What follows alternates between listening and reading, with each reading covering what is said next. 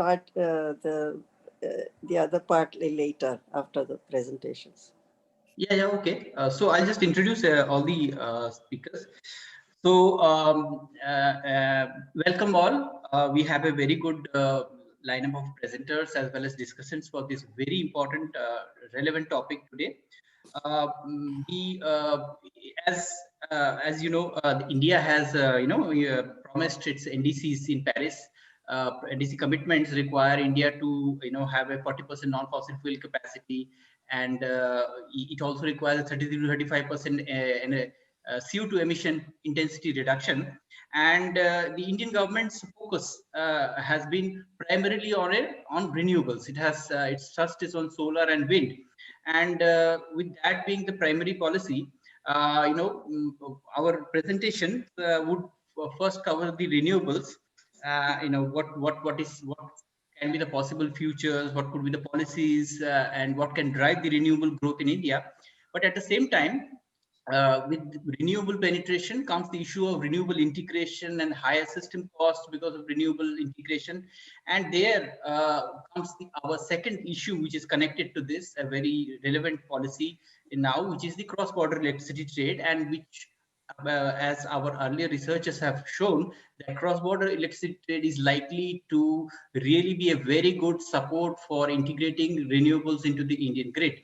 So cross-border electricity trade is likely to increase efficiency, reduce costs of integration, and help in getting more renewables and hydro into the Indian grid.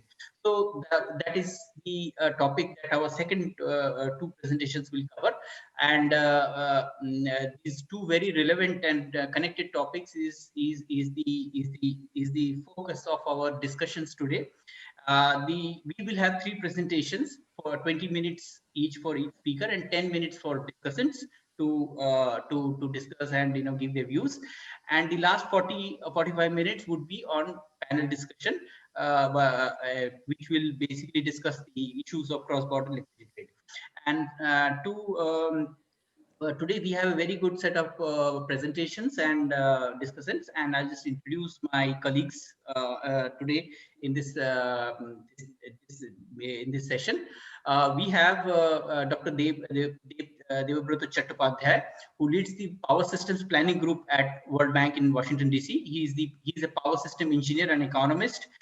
He was earlier at University of Canterbury until 2000, and from 2000 to 2009 he was 2000 to 2009 he was with Deloitte Australia, and also a director at Charles River Associates.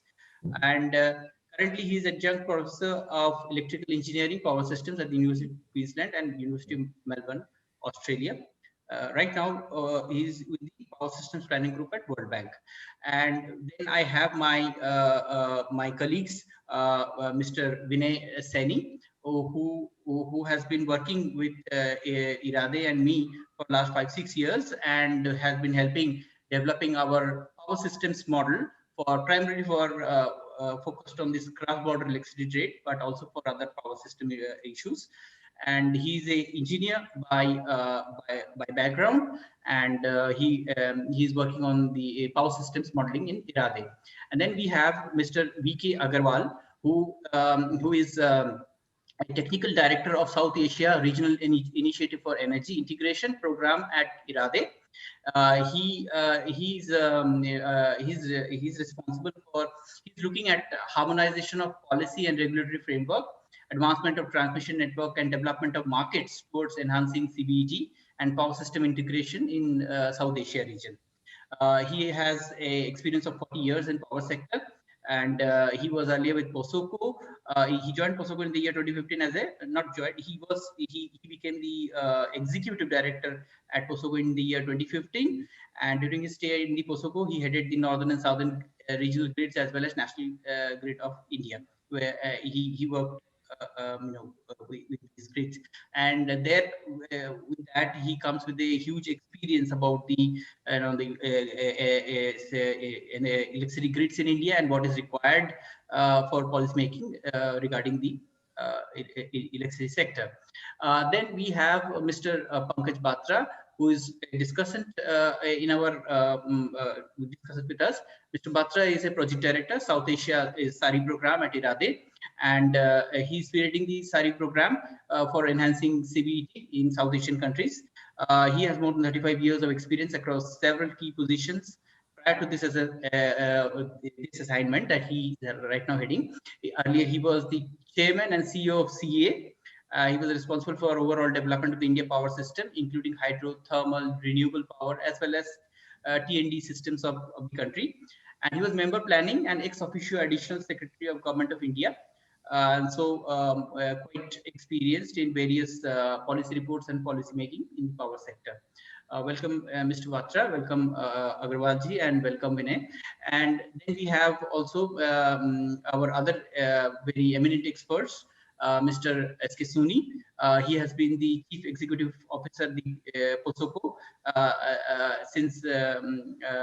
since May 2010. He served as the Executive Director of Systems Operations at POSOCO and has a 30 years of work experience. He joined CA in 1978, and he has extensively worked in integration of state grids to form regional grids and subsequently regional grids to the national grids. He was a fellow of Institution of Engineers, India. Welcome, Mr. Suni. We will be all very interested to hear your views on these very relevant topics. And then we have Dr. Priyantha, who has been with the ADB, and he's also he has a huge experience in the power sector. Welcome, Mr. Dr. Priyantha, to this session, and finally Rahul, a colleague of mine in the climate field. Welcome, Rahul. Rahul is a senior fellow at CSEP New Delhi. He leads the Energy, Natural Resource and Sustainability Group at CSEP, which was earlier Brookings India, now it's CSEP. And his work also, focuses on supply options, including renewable energy, and basically and broader issues of technology. And he's a non-resident senior fellow at Brookings Institution, adjunct professor at Carnegie Mellon University, and was founding technical advisor for Government of India's Smart Grid Task Force. Welcome all of you for today's evening session. With that, I would like to invite Vinay to first start his presentation, followed by Deb and Mr. Agarwal. All presenters, please try to keep the time 20 minutes so that we have adequate time for discussions and panel discussions. Yeah. You wanted to... Probably you missed one of the important qualifications of Deb Chattopadhyay. He was the PhD student of Dr. Jyoti Parikh. Right. Of course. No, but yeah, while this is on, no, let me just say that how it started in late 80s and early 90s. We had a small group in Indira Gandhi Institute of Development Research in Mumbai. And we started with first S.G. Deshmukh and I wrote paper on Western Southern grid integration. It was about pool of plants with certain characteristics and how they can connect and generate additional value. After that, we did some more work, and E.A. Sharma in Planning Commission got interested. He roped in CEA, Central Electricity Authority, Sambamurthy, and also Krishna Swarup. Then we added Southern, Western Southern was already there. We wanted to do some work on Northern grid. So at that time, World Bank came, and Ministry of Power and World Bank gave a small this one. And then came World Bank wanted to do a bigger project, and that's what where I think they came that, or maybe a little earlier. And he put, instead of this pool of plants, 70, I think 200 plants and 70 transmission links. And then he went on adding coal mines and so on for his thesis. So he did a lot of work in this area. In between this World Bank model, I think Deb was there in that one. Ullas Nandapurkar, we had a World Bank brought in an additional company called London Economics from London, and they wanted this model in London. So Ullas Nandapurkar flew to London. This was the opposite example of Indian model being put into UK. After that, they made it NatGrid, so National Grid model. And then we also got 4 papers in IEEE transactions in New York. It was probably some kind of a record with the same organization got 4 papers approved. We also went to, then Kankar Bhattacharya joined around that time. And then we also submitted a paper in International Federation for Operational Society, IFORCE, an IFORCE meeting in Canada. So we got a second prize on OR for development, systems analysis for development. And then they've continued a lot with the ADB after that. And he has now doing trailblazing work in World Bank also. So this little introduction shows how all of us are together today. And welcome, Deb. It's really great to have you. Great to hear all that. Thank you, madam. Yeah, so we are all among our friends today. Yeah, I think, yeah. So shall we all start with the presentation? Yeah. Yeah. So Vinay, please share your presentation and start the presentation, and please keep to time 20 minutes. Sure. Okay. Thank you, Dr. Prabal. I will just switch off my camera to save the bandwidth. Okay.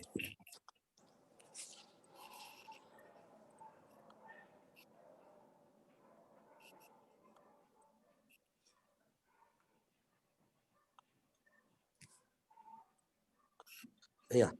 My screen is visible, Dr. Prabal? Yes, it is fine. Go ahead. Yes.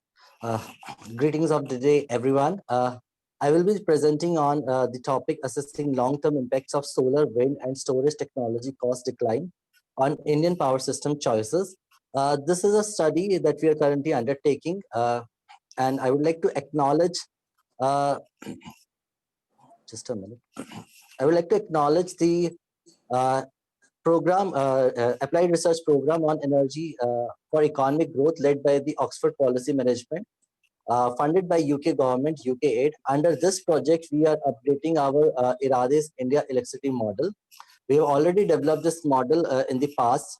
We have been developing this since 2015 and use this in multiple studies that we have undertaken at IRADE. For example, we did economic benefit study for power trade between Bangladesh and India. Also, we did a study of economic benefits for India-Nepal electricity trade. And since then, we have been developing this model. And through our current study funded by UK aid, we are further updating this India system model.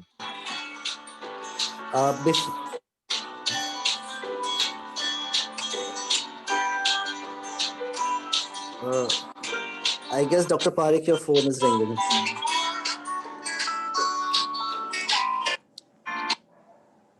Yeah. So before going on to the main model, I will just like to give you a snapshot of the current Indian power sector, because we have people audience from out of India also. So the current installed capacity is 370 gigawatt for India, and in that renewable capacity is around 87 gigawatt. If I compare it from 2012, the renewable capacity has increased on annual basis around 17%. And at the moment, solar sector has been growing very fast compared to the other RE sources of energy. In the total installed capacity, coal represents around 55% of the total installed capacity. And on the generation side, although the coal capacity has been reduced, but still in the generation, the share is quite high. The highest share is from coal, around 75%, followed by hydro and renewable. Renewable is catching up in the generation share. Now, something about the global RE and storage technology cost decline trends. What we observe is that for solar PV, already the cost decline from 2010 to 18 has been around 74%. And going ahead, there could be further cost decline, and by 2050, the cost decline could be in the range of 44 to 75%. These decline ranges are provided by different international organizations such as NREL, ETRI, and Fraunhofer. Similarly, for solar CSP also, currently the cost decline has been around 41% from 10 to 18. And for going ahead further, it could be in the range of 25 to 62%. Same for wind onshore, wind offshore, and lithium-ion battery energy storage technologies.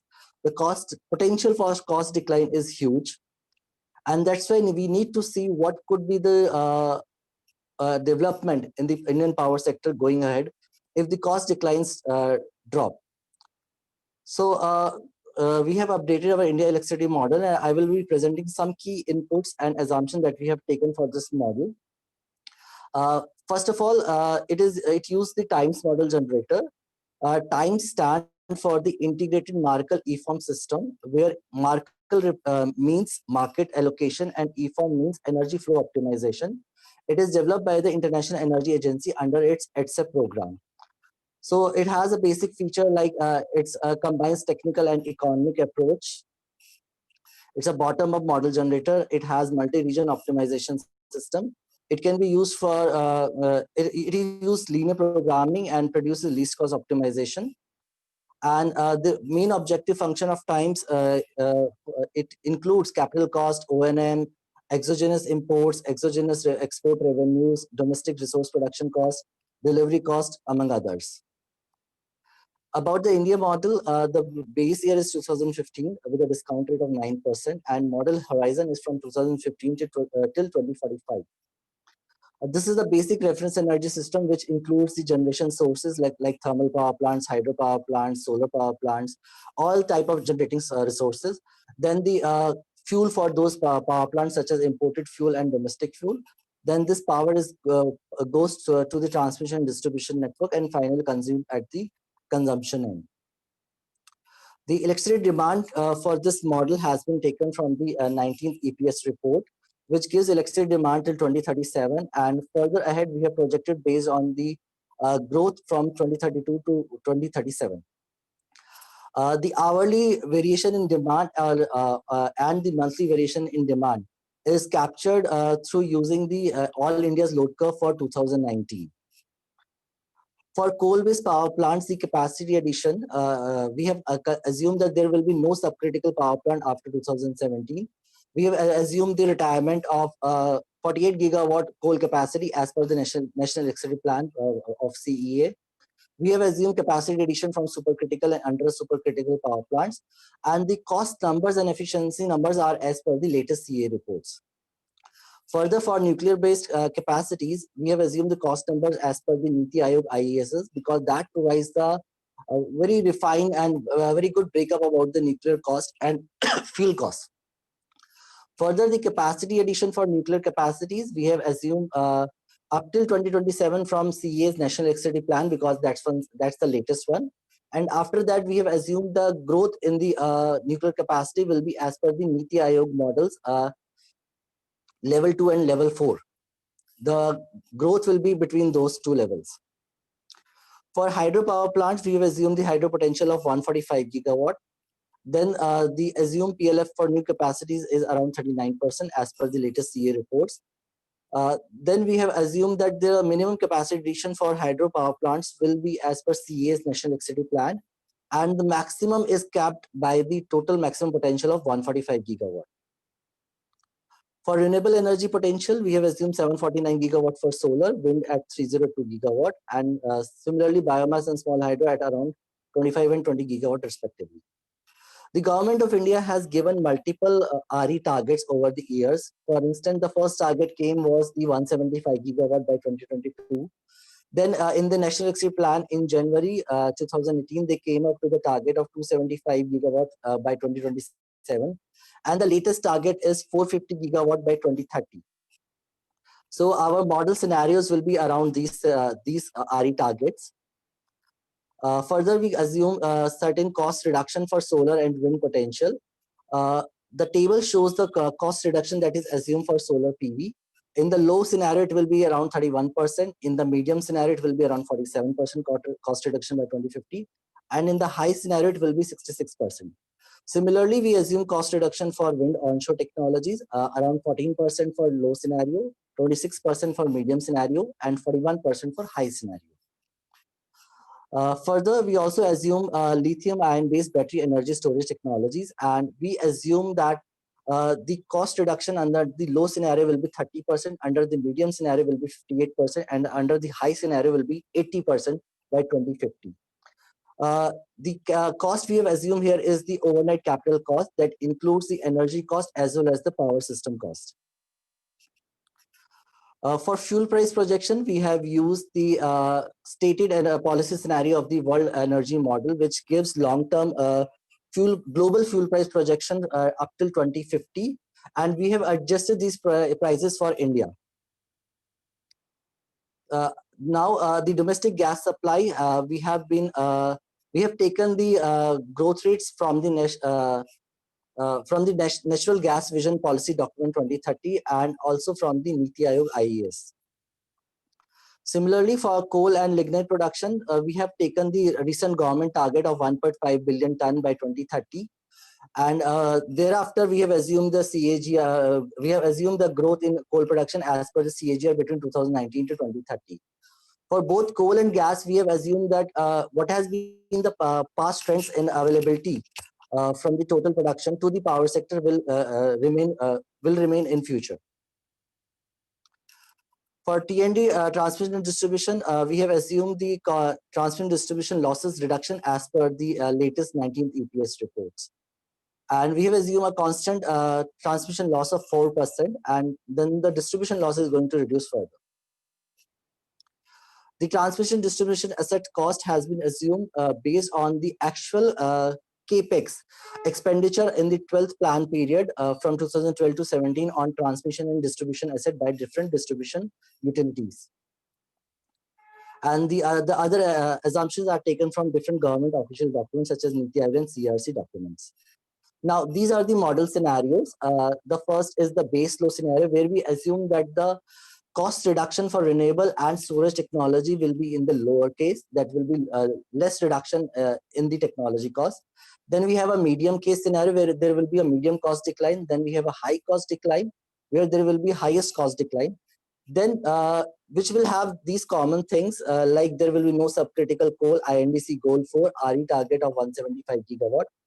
But apart from these three scenarios, we also took the medium scenario, medium cost decline plus RE target of 450 gigawatt by 2030, and a high cost decline scenario with RE target of 450 gigawatt by 2030. So these are the 5 scenarios that we have undertaken, and based on these scenarios, we'll show you some results based on this. Now the results. The first is the installed capacity. We observe that the capacity by 2045 will be in the range of 1200 gigawatt to 1462 gigawatt. What we observe in 2030 is that the capacity is 768 because there is a RE push of 450 gigawatt in the medium RE 450 and high RE 450 scenario. This is happening because we are forcing the model to install 450 gigawatt. In the other scenario, it is left to the model to choose. Further, in the installed capacity mix, we observe that the RE is going to come up because the costs are declining, but according to the scenario.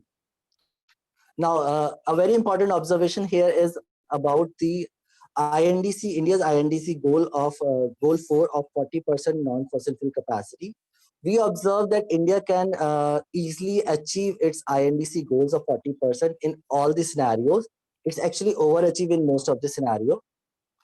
And in this, for 2030, in the medium RE 450 and the high RE 450, it's because we are forcing the RE capacity, the achievement for non-fossil is much higher than the rest of the scenarios.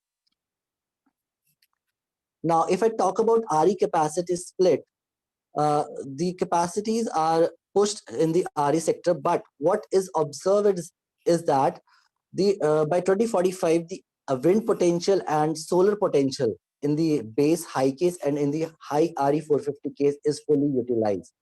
So we need to really think about whether the potential that we are considering as of date of 749 provided by the ministries and also the 302 gigawatt for the wind potential, are they too pessimistic, or we can think of having more optimistic view on these RE potential numbers. Now, when the RE penetration is going to increase in the system, what happens is that it calls for more flexible generation sources. Let me just point it out that I have already made my coal resources quite flexible. I will show you in the further slides. But even after having the coal resources flexible, the storage support is required. And this is what we see here is that a lot of storage generation comes in, generation from storage technologies comes in when we have high RE penetration in the system. Now, RE generation, RE versus coal, what we observe is that although RE capacity is going to increase because their PLF or capacity utilization is lower compared to the conventional technologies, their share in the coal share in the generation mix is not going to decline too high. It is still going to be around 40% in all the scenarios. Now, on the fuel consumption side, we observe that compared to 2030, in 2045, the fuel consumption for the coal consumption is going to reduce. Although the generation is increasing, this is happening because a lot of ultra supercritical coal capacities has been chosen by the model where the efficiency gains are there. Similarly, because of the RA push, there is going to be a lot of CO2 emission decline.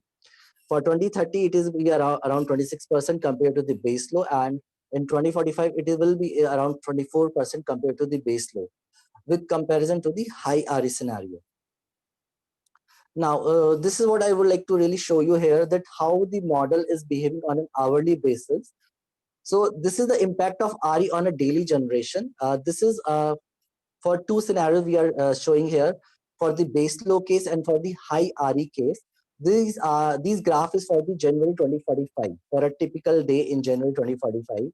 What we observe here is that during the daytime, when a lot of solar is going to come into the grid and demand will not be there, so battery energy systems will be charging. The excess electricity will go into the battery energy system, and during the peak hours, during the evening and morning peak hours, this stored energy will be utilized. So if high RE is going to come into the system, we will require a good amount of storage sources. Similarly, we also have graphs for September 2045. We have taken September because September is a month where we are observing high generation from hydro as well as wind. So what we observe is here is that if you see the bottom thing, the generation from coal, subcritical and supercritical, is almost reduced during the daytime when there will be high penetration of solar generation. And also the reduction, the coal ultra supercritical generation will be reduced to adjust. And let me just remind that we have accounted for the ramping up and down of the coal capacity. We have taken care of the efficiency losses and also the cost incurred in shutdown and startup operations. And still model find it optimal to shut down those plants capacities. And it also installs storage technology because the costs are declining. If I talk about the capital cost requirement, we observe that for the cumulative cost from 2015 to 30, the cost is going to increase around 24% because of high RE penetration. And in 2040, by 2045, the cost increase will be 12%. Now, the key conclusion that are coming here is that India can overachieve its INDC goal for 40% non-fossil capacity in all the scenario. Actually, it will be overachieving. Considering only cost decline by 2030, then the RE target of 450 is not met. This is what we observe in the three scenarios. For meeting 450 gigawatt target of 2030, we need to give a further policy push and support to the system.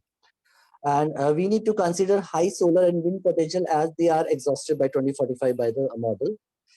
Further, high RE penetration will require high energy storage capacities. And overall, if you see in the generation mix, coal share remains around 40% by 2045.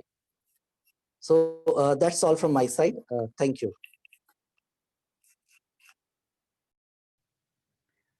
Thank you, Vinay, for being on time. Now, we have 10 minutes to do we start the introduction took 10 minutes, so we still will go for 10 minutes of discussion on the Vinay's presentation. I would first request Dr. Parikh if he has some comments to make, followed by Mr. Suni, Priyantha, Deb, and Rahul. No, I think this is very interesting and just shows really that how changing, falling cost make a lot of difference in this. But one thing I would sort of like to point out that, when people assess solar and wind potential, take into account what is an economically viable wind potential. And that means that it does depend on the cost. So if you're having low price, then the wind potential and solar potential should increase, which perhaps is not usually done when people assess these potentials in many, many ways. But nonetheless, I think it is very important to recognize that you need policies that just in economic considerations would not make us reach 450 megawatt renewable target by 2030. That it would need certain maybe financial or other kinds of inflows from outside India just to make it possible. And some policy recommendations would also be needed. And I think once we factor these things into cross-border electricity trade, this picture might change somewhat and might give us an idea whether how much of additional cost would be required or less, how much less would be required if we have cross-border electricity trade. That's about all I want to say. Thank you, sir. Next, Mr. Soni, followed by Priyantha, Deb, and Rahul. Yeah, thank you, Dr. Prabal. So would give me less than a minute on KP at the rate 85 Festschrift first. So and I have a great association, but I recollect in 1980s when I was on sabbatical to IIT Kharagpur, in the library I found a thin book by Dr. Parikh, and that was of the behavioral science. When you go to library, you look at those, and that was a food and energy in India, and how the animal power and the human muscles. That was one of the fantastic books which I had ever read. And then, of course, association with the Planning Commission, and his sense of humor was unmatchable. So thank you very much, sir, for. And the recent conference, I met him and he asked me, what's your age? So I told him something. Then he said, "Oh, bacha hai abhi tum." So that was something very, happy to know that. And then coming to this, study, very exhaustive, very nice. I have only a couple of things to observe on such studies, particularly for India. Number one, our intrinsic capability of modeling at the utility level, at the planning level, has to be ramped up. Number two, about the data. We don't have series of, the time series data, or something single source of truth. And the third is all the assumptions which we make, and we should have a number of people doing studies on the similar data so that it can be comparable. Otherwise just seeing the results doesn't give the feeling of the contentment. Unless, as Dr. Deb said, unless you have the feel of duels of each and every item, you don't get the satisfaction that how the study is going on. Otherwise, excellent. Thank you so much. Dr. Priyantha? Yeah, once again, thank you very much for inviting me for this important conference, particularly where Dr. Parikh, Jyoti Parikh, and Dr. Kirit Parikh is involved. And it's good to be here, good to be among friends, and all of you, I have met you at one point or the other in this particular sector discussions. Again, I will be very, very short in my comments on the review in this particular paper and on this paper. And this is a very well done paper. I must say that excellent modeling. And obviously depends on a lot of assumptions, as Dr. Parikh quite rightly said. The assumptions are some of these assumptions are quite critical. And obviously, I'm sure when it comes to the paper, there may be some sensitivities looked at eventually to address these assumptions, the uncertainties and assumptions, and interesting takeaways actually, particularly in terms of achieving NDC targets in India, that it seems to be fine under all these scenarios, and there is no issue. That shows, perhaps I don't know whether the NDCs are tight enough in that sense for a country like India. Then the other interesting thing is that the SARI target of 450 gigawatts, to achieve that, the paper says that you need additional policy push and support, which is quite important. And interestingly, in all these scenarios, apparently coal share remains 40% even by 2045. That's quite interesting and observation. So my comment is very short in terms of in the sense that probably I'm not sure eventually whether the paper will look at it. The demand side energy efficiency, the impact of that also as part of this exercise is very important, particularly having something like EESL in India doing a great job in terms of bringing in demand side energy efficiency and its impact in the longer term in electricity demand. And also, as Dr. Parikh quite rightly said, the impact of cross-border energy trade in terms of fulfilling the renewable energy targets under NDCs or even for that matter under its own government targets like 450 gigawatts by 2030. So these are a few of my comments, and I'm sure that will help to improve eventually the paper. Thank you very much. Thank you, Dr. Priyantha. Thank you for your comments. And I am sure Vinay will update the paper based on them. I think next, Deb, do you have something to say? Deb, then Rahul. Thanks, Paul. A great presentation. It's really good to see the modeling analysis. I have a couple of quick points, and I think they relate to partly the findings of the study that I just saw. So I think one of the conclusions is that the 450 gigawatt target in particular for renewables may not necessarily be met. And like a lot of the comments that Priyantha made, those also struck me as important, including the share of coal. I think like it's really commendable to be able to say some of those things, that the 450 gigawatt target may not necessarily be economic, and it'll be really good to see maybe a bit more broad-based policy. And again, like Priyantha touched upon a lot of those things. Cross-border power trade can play an important role. So can nuclear. I mean, it was a big thing in the 70s, and then since then it has died off. There could be massive opportunities for energy efficiency, and the EESL is doing great work, and those could be expanded. So I think, like in terms of the next 20 to 30 years, there are possibilities for going deep on some of these other things, not just variable renewable.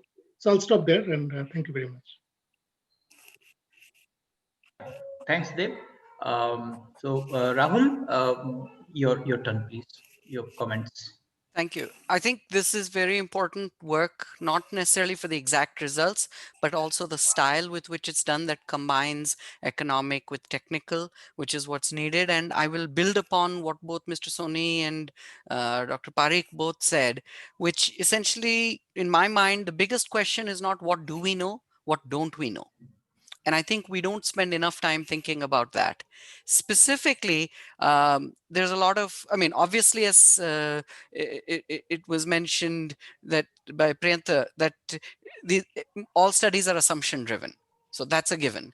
But to what extent should or can we go deviate in a certain direction is very, very critical, because CEA targets for all the signaling and guidance that they do give are not sacrosanct, neither are government targets by any stretch.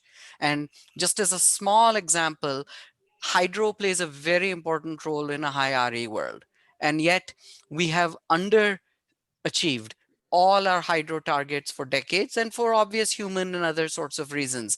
Similarly, what we run, there are two ways to choose how much RE there'll be. One is you sort of say that this is a target or this is what we achieve and we work backwards. And the other is a lot more organic and uncertain, which depends on both prices and frameworks under which things operate.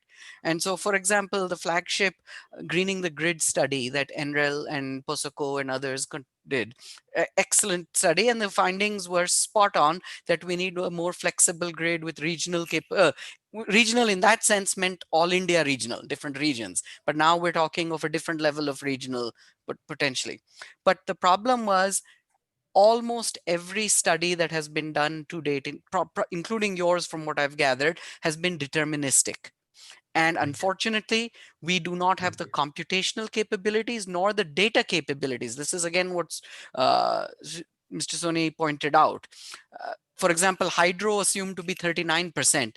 If you actually look at the actual PLF of hydro over time, it goes up and down like crazy based on a good monsoon versus a bad monsoon. So there are so many other factors. Forget COVID, forget black swans, forget economic GDP growth heterogeneity. My only point is we need a much wider band of uncertainty to give no regrets policies recommendations to government decision makers, because otherwise we end up with optimization type solutions, which are in some cases end up being only best case scenarios.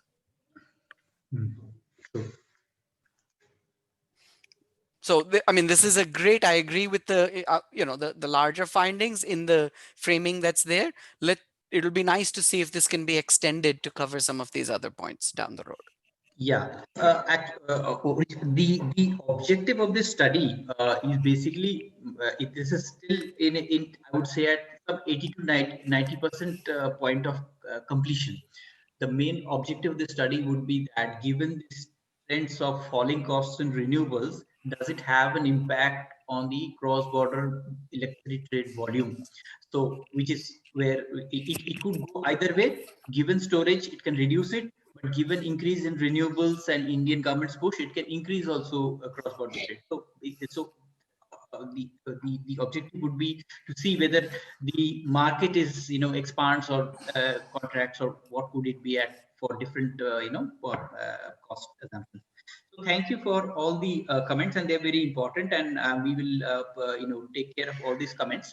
And before I can go to Deb, Mr. Batra, do you have a comment, or we can take your comment later also? Do you have a comment now for Vinay's presentation? Well, and not much of a comment. It's been done with with internal consultation.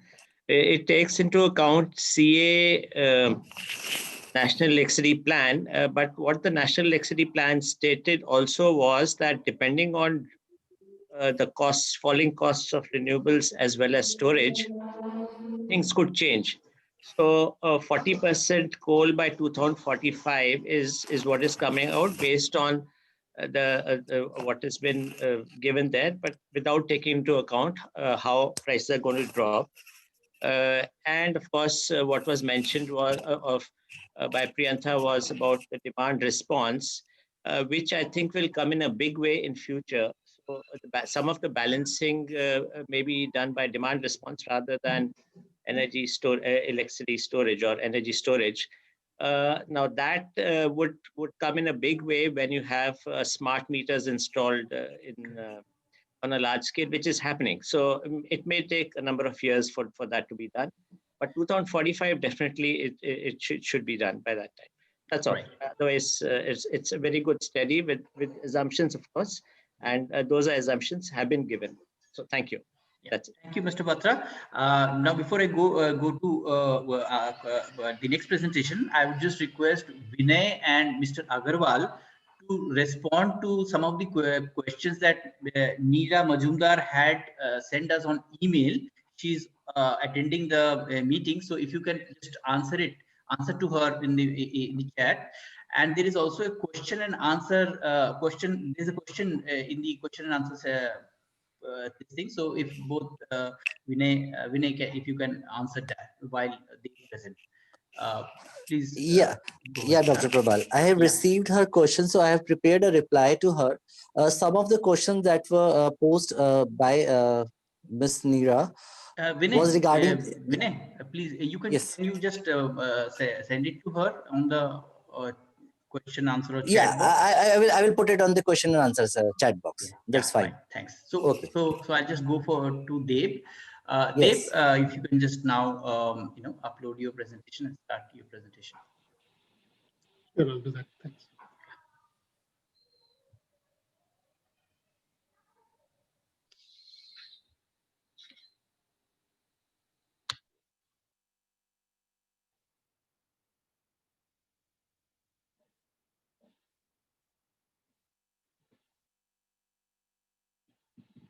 Right. Thank you again, Prabal. And so let me start by saying that, like this particular topic on regional power trade, I have a long association with this, and some of the stories you heard from Mrs. Parikh, that already covers that. I would also say that, this is something that we started doing at IJDR back in 1990. In 91, immediately after that, I turned up at Mr. Suni's office asking for Eastern regional data. And since then, we have been in touch. We had email exchanges even this week. Secondly, the models used since then actually went sort of quite international, and including, the very first South regional modeling analysis that I did was funded by ADB and was done with Priyanta about 10 years ago. And since then, we have used sort of similar activity analysis type models as Dr. Kirit Parikh would describe them in many other jurisdictions. So although the title says that these are results from World Bank analysis, my point is that this is much wider and much older than that. So let me launch into the topic. Sorry, just one more other thing I wanted to point out is actually this particular diagram that you see on this slide. That's the notion of a global power grid that came out in IEEE Spectrum. And those projects are not figments of imagination anymore. So it used to be more like a fiction 30 years ago, and there was even a book written on that topic.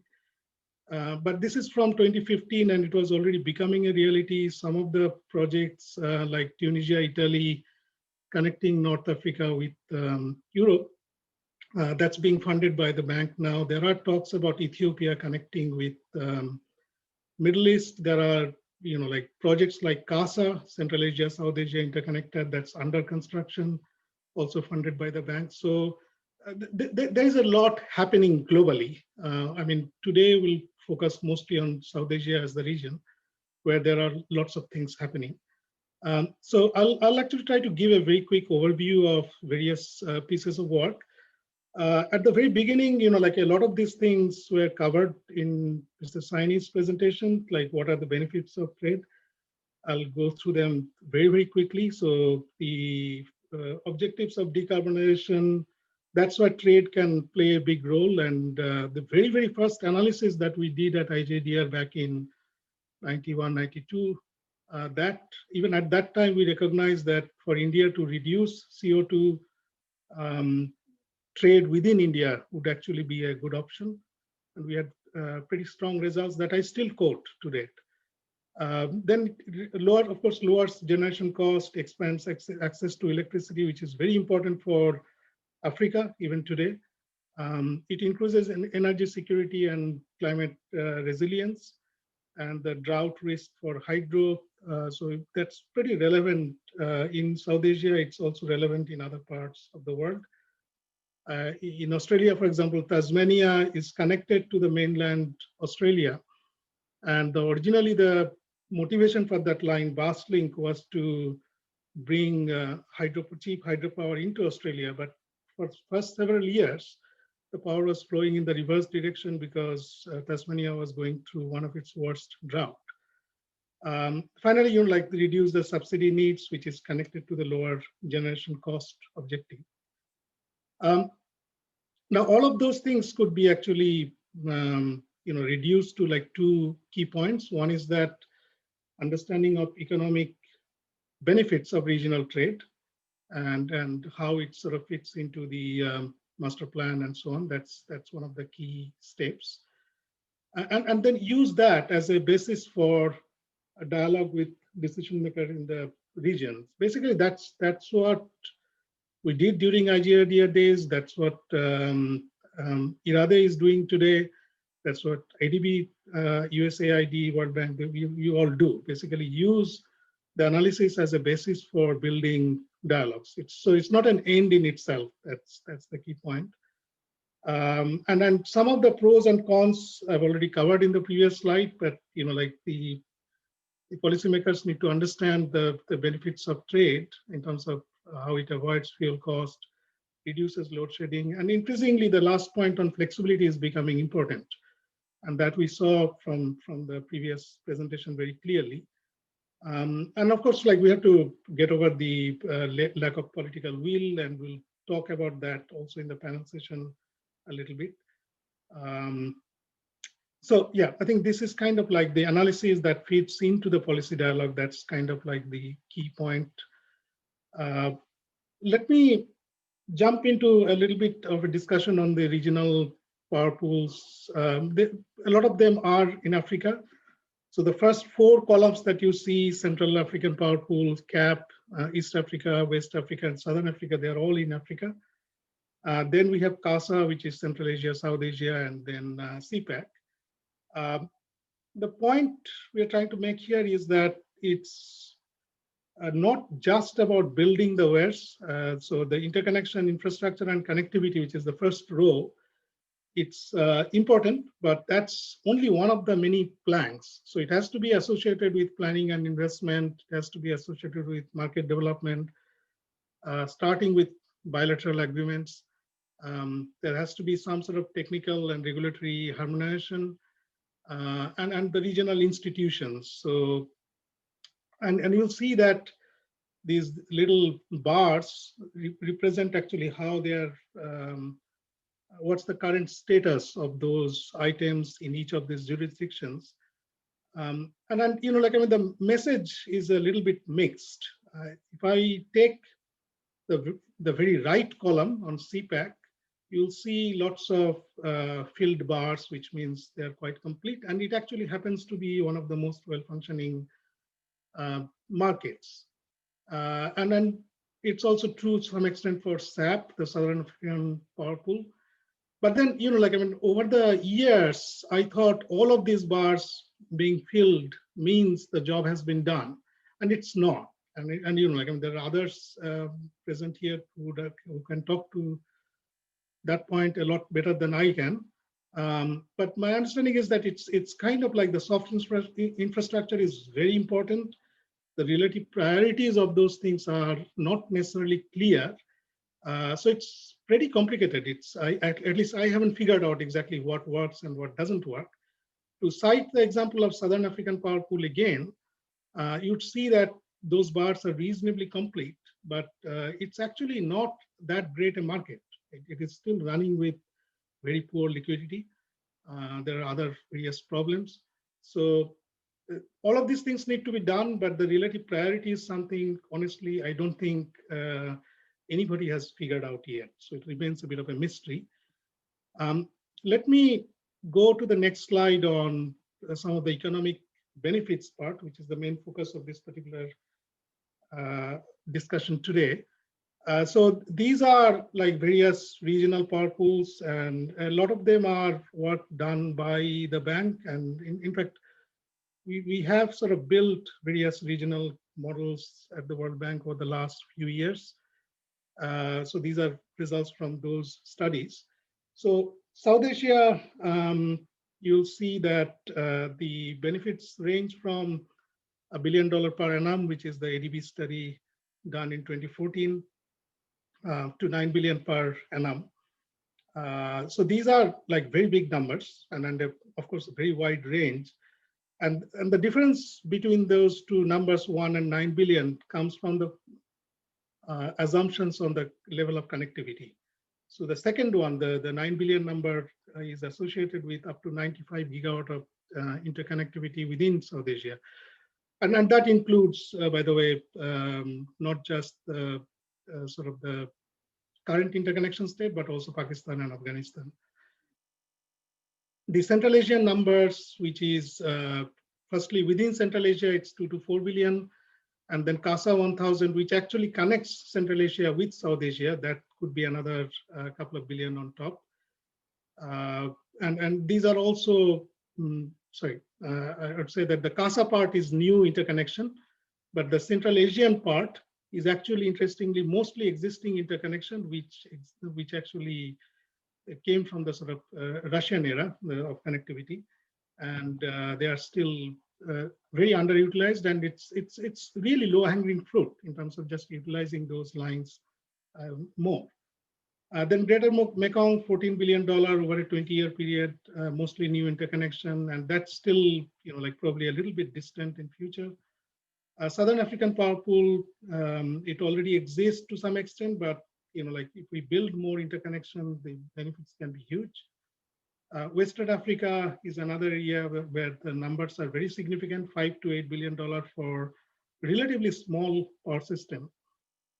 Pan-Arab, which covers like 21 countries in mostly in Middle East, and that's a pretty significant benefit of $12 billion over a 10-year period. And again, these can largely use the existing interconnection, mostly in the GCC countries, Gulf Cooperation countries, and EAPP, the Eastern African Power Pool, which is under development. Actually, a lot of lines are going to come live this year, and the benefits are very significant, $17 billion. My simple point here is that like you see a lot of billion-dollar benefits, and these are like pretty robust estimates. I would say they are all grounded onto the physical realities. Of course, they are based on a lot of assumptions, just like the previous presentation showed. We also needed to make similar assumptions on a lot of parameters. But I would say that a lot of these studies were done at the bank by my group, and I tend to be more conservative than aggressive, so I don't necessarily try to believe in projecting the highest possible number. I usually go for the lower end. And in that sense, even by conservative measures, they are very, very significant. So that's the good news. And I think translating them into reality is really the challenge. Everyone sort of agrees that it's a great idea to connect power systems. Pan-Arab, for example, is a very difficult zone to achieve that for political reasons. It's not easy anywhere, but it's particularly difficult in some regions than others. I'll very quickly go through a couple of points. How do we prioritize? And I've taken some examples from the ADB study back in 2014. So the longer, the taller bar represents the OPEX benefit, which means we are actually we are discounting a lot of we are throwing away a lot of the benefits associated with reduction of load shedding, avoided capital cost, and so on. I'm only keeping effectively the fuel cost benefit part. And that's what I mean by being conservative. That's kind of like the part of the benefit you can feel and almost feel and touch compared to some of the other benefits. And on that account alone, you can see that India, Bhutan does very well. India, Bangladesh is the next one. India, Nepal is the third one. And India, Sri Lanka, the bars are pretty close to each other, which means that the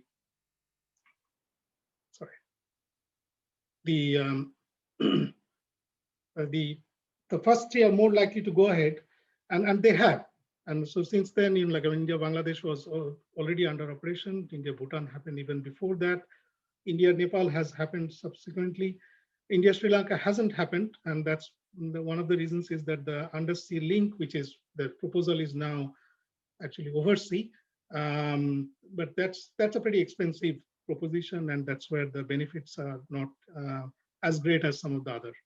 But this is one way to actually use the economic analysis to prioritize these projects. The other point is that the distribution of benefits, even if we take any of these projects and actually look at the level of uncertainties, and that's what Rahul pointed to, that if we actually do a proper distribution of the benefits across many, many different samples, and we looked at 500 samples. This is for the India-Sri Lanka link. And we see that, on the left side, the benefit numbers are touching almost $1 billion. But go to the right of that particular curve, and you see that the benefits actually drop very sharply. So the very high benefits of $1 billion is pointing to the fact that, like something has gone wrong. Sri Lanka is very dry and very dependent on import from India. In that scenario, it can actually save a lot of load shed, and that's why the benefits are very high. But the vast majority of the scenarios quickly drop below $200 million, which is still very good, but that red line indicates where it stops being good enough to cover the cost of the link. So in other words, there is a value at risk. So roughly 125 out of 500 samples, they actually show that the cost may not be covered. And that's exactly my point, that this is where we look at the average number, and that could be a little bit misleading from a purely deterministic analysis. And we do need to take into account the risk. And like going back to the point that if the link is very expensive, the benefits are not as great and uncertain, those projects need a very close inspections, and the India-Sri Lanka link is in that category. Of course, the real reason it's not happening may be completely different. It may be political, but this is also one of the factors. If the economics is very strong, usually things happen despite bad politics. Let me spend the next 5 or 6 minutes I have on a slightly different topic. Can regional trade move to a spot market? So I mentioned the role of markets in developing regional trade, and I've taken one example, Upper Arun project in Nepal, about 1 gigawatt, and we basically explored the commercial potential of that particular project to trade on a spot market for part of its output. So right now, the proposition is like go for a plain vanilla PPA, power purchase agreement. So we kind of like looked at scenarios where it can do 20%, 50% on market, or even 100%. So yeah, I mean, given that I'm running out of time slowly, I'll jump to the other key points. So what would be the nature of volatility? The spot market can be good, but it can be also a source of volatility of project revenue, which is not a good thing.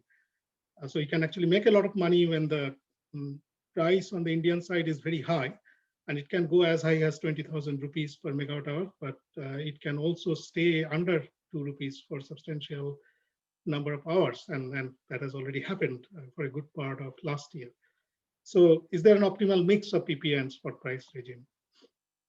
So we looked up various scenarios. So we looked at a full merchant model that basically assumes all of the output from Upper Arun lands in IEX. And sorry, one thing I forgot to point out is that we used the 2015 to 2019 calendar year 15-minute spot price as for calculating the spot price revenue. So we are not using a spot price projection. We're looking at historic prices. So the full merchant model basically sells everything into the spot price market, and we use 5-year spot price data to create a bit of range and represent the uncertainties. The fourth scenario, you can forget the second and third row, is we then actually look at different levels of PPA, starting with 100% PPA at 3.22, that's actually the one of the sort of price that's being negotiated, 80% PPA and so on. And then what we do is look at a couple of scenarios, 5 and 6, that consider different level of renewable energy like solar and wind at the Indian side that will be supported by Upper Arun.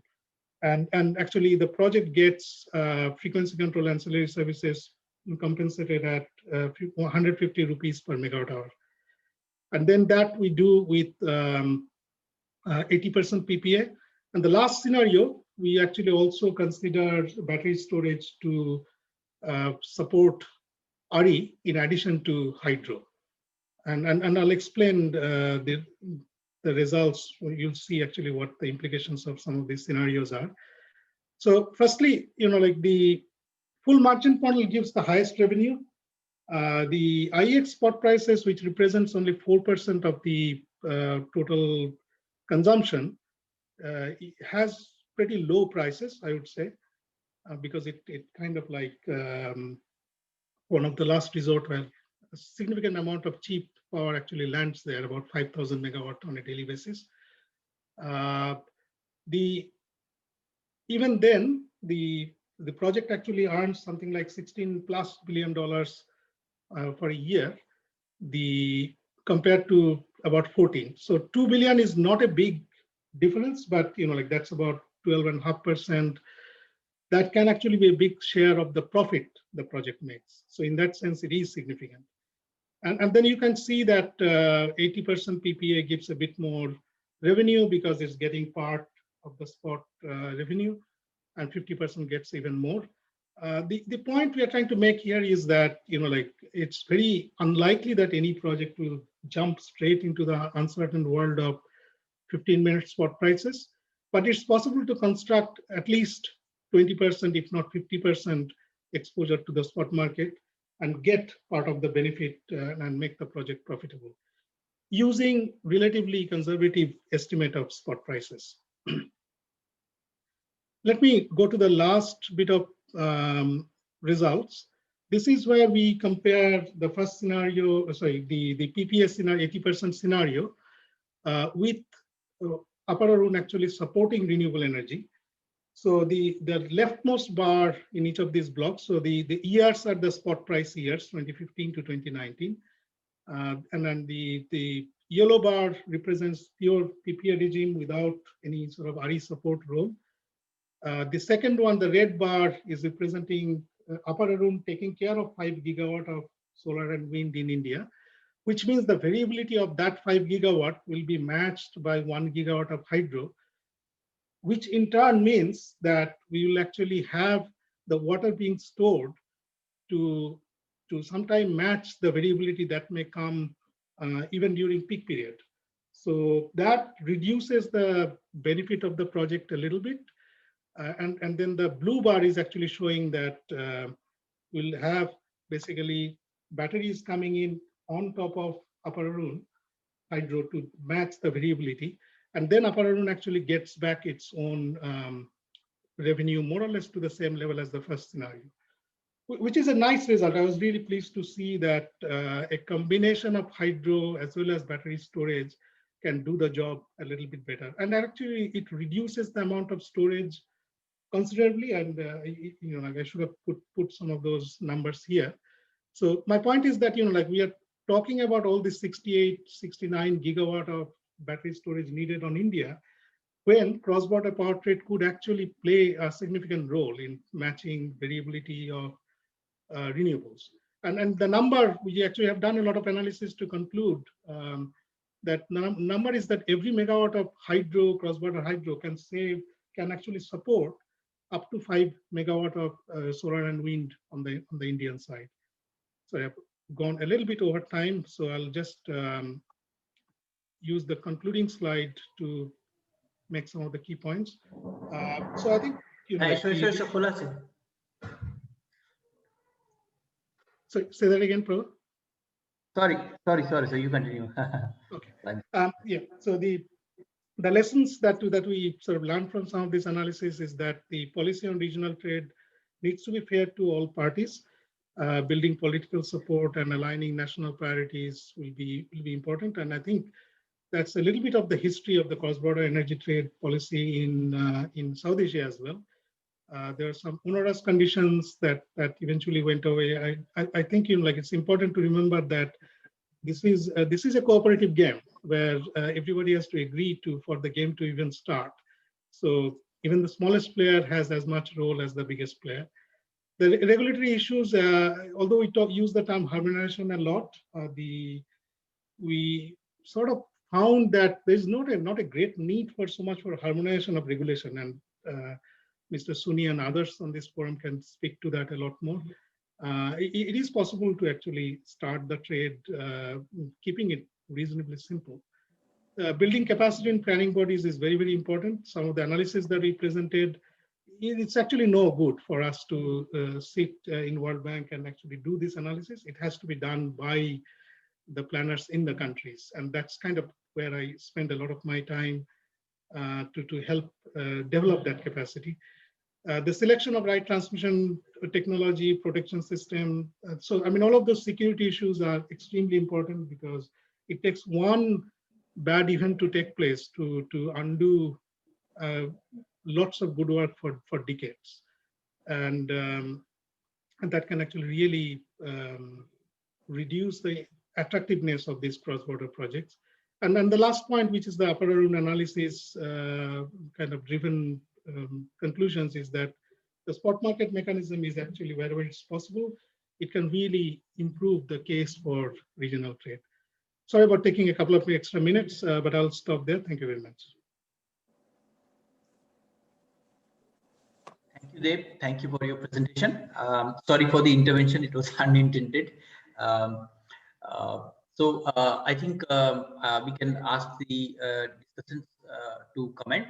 We can start with Dr. Kirit Parikh, followed by Dr. Jyoti Parikh, who has some comments, and then Mr. Suni, Dr. Priyantha, and Rahul. Dr. Parikh, sir, okay, you can go ahead first. Presentation, and clearly an interesting analysis you have done for the Arun project. My only question on that would be that, actually two observations. One is on that project. Are you taking into account the possibility of, in the project, meeting the demand only as it is required, that is over a pondage for a day, then you can really generate as per the requirement of this and getting the highest price which will be available at the peak prices. That's question one. The second would be, your estimates of benefits. As you very well pointed out, they are the low side estimates. But actually, if you look at the benefits of cross-border trade, there are many consequential benefits of having cross-border trade, apart from just the saving in energy system cost. Because you will find that, for example, in our study of Nepal, we show that the very fact that Nepal is getting all this additional income from exporting power, its ability to invest in its development grows and its GDP grows substantially. So I think these indirect benefits, or what I can call consequential benefits, can be much larger than the direct benefits that you estimated. That's all. Thank you. Thank you. Ma'am, Dr. Jyoti Parikh. Yeah. We've been now working in SARI project also for 7 years, and in the beginning we started with more emphasis on harmonizing regulations and looking at infrastructure policies and also power markets. But it's the economic benefits work that we started little later that catches somehow more media attention, public attention, as well as policymakers' attention. So it is, we really need to do that to focus the issue. It caught newspapers only when we did 80 events, but 3-4 events which we did on economic benefits, they always got media attention. So that this is just a side comment also. Second is now they really gave a good perspective on what's happening everywhere, not just South Asia region. And I was telling him to do that. And uh, the currently there are two, one initiative, the Guideco initiative of China. Now, I think they are going ahead in a big way and holding very big conferences at COP events and so on. But it cannot be a one nation led event. It has to be, people have to really sit down at the table, and that's where we try to help in SARI process. How can power people also sit down with certain concrete things? But so what do you think of Gitco? That is, I probably you got involved somewhere. Um, Now the third one was about the how to value the benefits. Earlier, the unserved energy was valued at a very high number, like 25 rupees a kilowatt hour. That is really you cannot justify any investments on that basis. So though it's true that economy does suffer that kind of damage, and from that point of view, one has to see what is the role of unserved energy.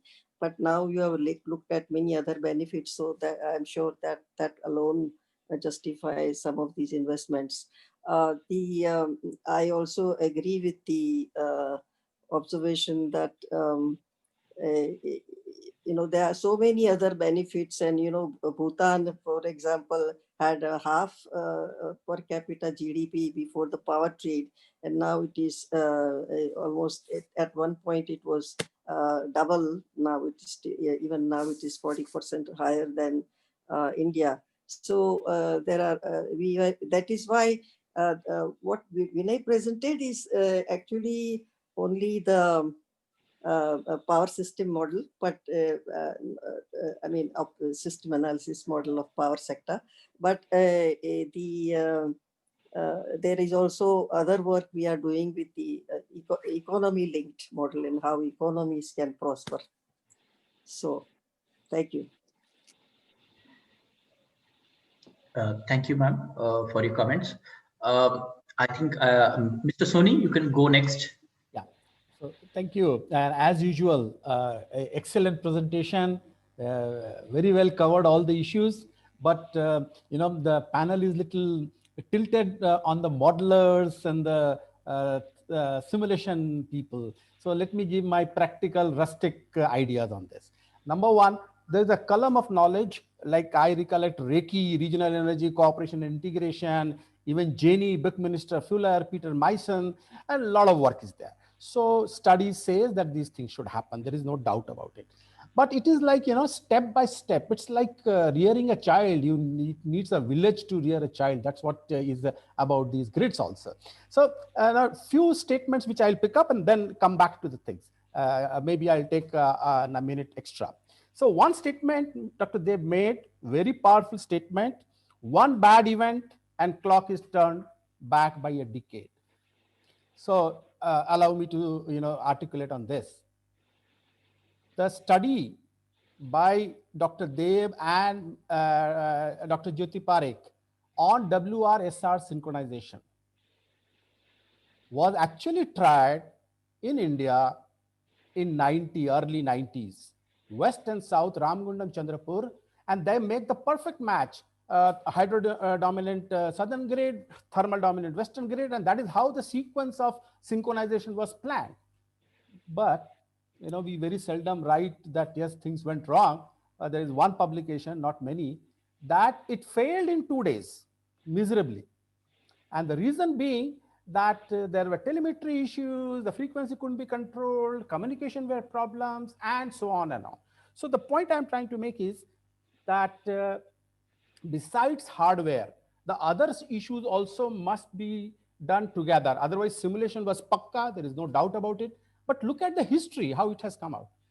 Inside India, first was to West and South synchronization, but that later on turned out to be the last after 25 years. everybody became shaky. At one point of time, even it was thought whether to have one heartbeat or not. So the point I'm making is that one has to be very, very, careful in going step by step. And then, of course, shared project. In India also, the way the grid got, we had one word called parallel operation. We said that, not integrated operation, interconnected operation. For a couple of years, we just knew how to run parallel. Even West and South, last time when we synchronized for 6 months, it was just parallel operation. Learn to, operate together. So that's also some of the important point. But shared projects are a great motivation. It ties everybody. In India also, it's the shared projects which has been the source behind integration of the things. Coming to other benefits, Dr. Kirith Parikh mentioned about much higher about the revenue of Bhutan and Nepal and things. But I would say that many important things are not coming or are not being valued the way they should be. For example, non-tangible things like inertia, the reliability, the resilience, all these things I see very less, because and unless you value it, it doesn't get recognized. But as a system operator, I would just like to hold the hand of a very large grid. That's the that has a huge value. I may not buy or sell anything, but I would like to hold the hand. So something like that has to be also given, and then allow things to happen. It cannot be done. One has to have a lot of patience. The time unit is decade. Nothing can happen large because it's a societal change. And let me stop here only. Thank you. Thank you, Mr. Soni. Thank you for your comments. Next, Dr. Priyantha, you can go. You can give your comments. Thank you very much. I have only very little to add to the very important observations made on the paper. In fact, it's quite nice to see Deb continuing with his long years of work in this field. And in fact, we have been very closely associated with the ADB project, and great work. And this is continuation of that. In fact, I don't have many comments to make, except the fact that the key takeaway, what he has indicated, political support and national priorities. Now that's quite critical.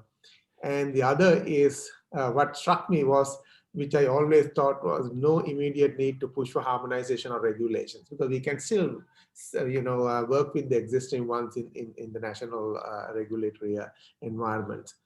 And the other important thing, I know Deb is pushing very much for this improving planning with the regional energy trade being recognized as part of it. Most of these planning exercises in countries, except probably in India, the regional power trade is not really embedded in planning processes. And I know Deb is doing a lot of work in that. And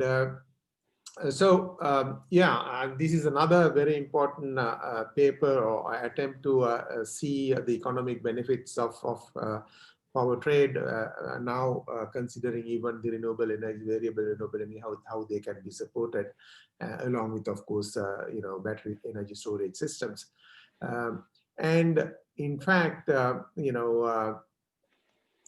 one thing and the other one what you said importantly in the paper is the use of the spot market and how it's going to benefit. And we always believe that particularly with regard to the coupling that with renewable energy, variable renewable energies, use of the spot market would help a lot.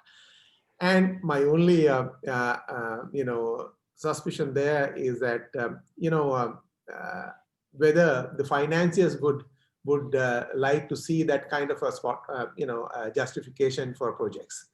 They always look for PPAs, long-term PPAs, and I'm sure World Bank looks for that. And I can still remember we had a major issue with our legal department when it came to India's Bangladesh interconnection.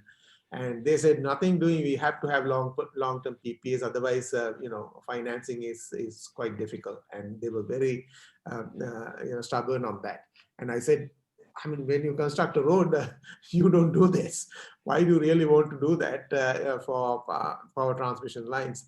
But that's how it's going to be when it comes to financiers. And so that's the only hitch when it comes to use of spot market. And that's something probably you can think of and see how we can, circumvent that issue. That's all what I have. An excellent paper. Thank you very much, Deb, by contributing to this, knowledge in that area. Thank you. Yeah, spot market can save, maybe support 25 megawatt or some 50 megawatt power plant, but not 1000 megawatt. Yeah. So we need to educate not only energy system planners, but also financiers of financing institutions. You're quite Also, right. Very right. and also we were not ready that time. It's too much ahead of time. I mean, what Suni gave, that's what's the first paper of ours. I think it was a little bit ahead of time when our technical competence was not so great. Yes. Yeah. Correct. Thank you. Thank you, Dr. Priyanka. And Rahul, you go next for your comments. Thank you. I think it's been said already, but I'll add a few nuances or suggestions and observations. Regional is very important, but it's not going to be the driver for renewable energy by any stretch. It is the trend lines in the prices, as well as signaling in whether it's decarbonization or innovation, etc., that drive a lot of the change that's going to happen first. Second, there's huge asymmetry between the countries. We cannot ignore that by any stretch. Pakistan and Bangladesh are still relatively large, but look at Nepal or Bhutan. I mean, Bhutan is just a little over 1.5 gigawatts of capacity, last I remember, little over. And so asymmetry brings us to one of the three pillars with which we should look at this, which is there's technical, there's political. We haven't even touched the political side of it. But then the economic, which really depends on the frameworks. So if there are projects of value, I think the first step would be we should focus on increasing their ability to come to fruition without relying upon full-fledged markets or market integrations per se. We can use market signals within non-spot markets as well. And that's a very important nuance that I think is missing. One of the key signals missing today even is time of day pricing. So forget just time of day pricing. We also need to worry about seasonality, because as soon as you start to look at hydropower or even wind power in India, both of these have enormous seasonal impacts. So what would a high RE market or system, forget even if you have a market per se, the signaling that's going to be is, well, there are parts of the day or maybe parts of the year where power is dirt cheap. It's literally being thrown away. We're at the point where you're either approaching curtailment or you're demanding storage technologies. So that is a huge shift that nobody has yet figured out how to handle. People talk about markets, markets, markets, but there is no clarity yet on how we handle only mark-to-market energy markets versus having capacity markets. And for a growing economy, or not just economy, but economies where there is still new investment needed, both of them give very different signaling with, for example, a well-known missing money problem. So it's also which market is important. Can we also be innovative towards thinking of how we interconnect? Like Mr. Soni pointed out, we did things in parallel. So maybe more DC links. I don't think we need to envisage synchronization necessarily as the only target. For those of folks who are interested in seeing more of the seasonality effect, we run a website at CSEP called carbontracker.in, which is distinct from carbontracker.org. It's India 5-minute resolution, real-time generation by fuel with analytics. We have a couple of years data now already. So carbontracker.in really highlights this fact that there are times when you've got a lot of RE, and there are times when, especially the peak, when you still have a lot of thermal energy. And so what should we do? More bilaterals. The second is we have to look at winners and losers in a lot of this. Now, if we ever find win-win situations, it'll happen regardless of a policy push. The real challenge is how do we need to tweak framework so that we get social welfare transfers if required. So what a country will gain I think it was Mr. Soni who said it's nice to have even if we don't use it so much. It's like insurance. What does a larger grid give you? You don't necessarily transfer the power, but you have the ability to transfer the power, which essentially reduces your volatility, which is good from capacity planning perspective, but it may be bad for the person who is relying on high prices to actually justify their investment. So there's this fundamental tension towards volatility. We have to improve the signaling for each of the countries so that they don't just use LCOE to quantify the cost of a project. So RE today is all VRE. It's variable renewable energy or intermittent renewable energy.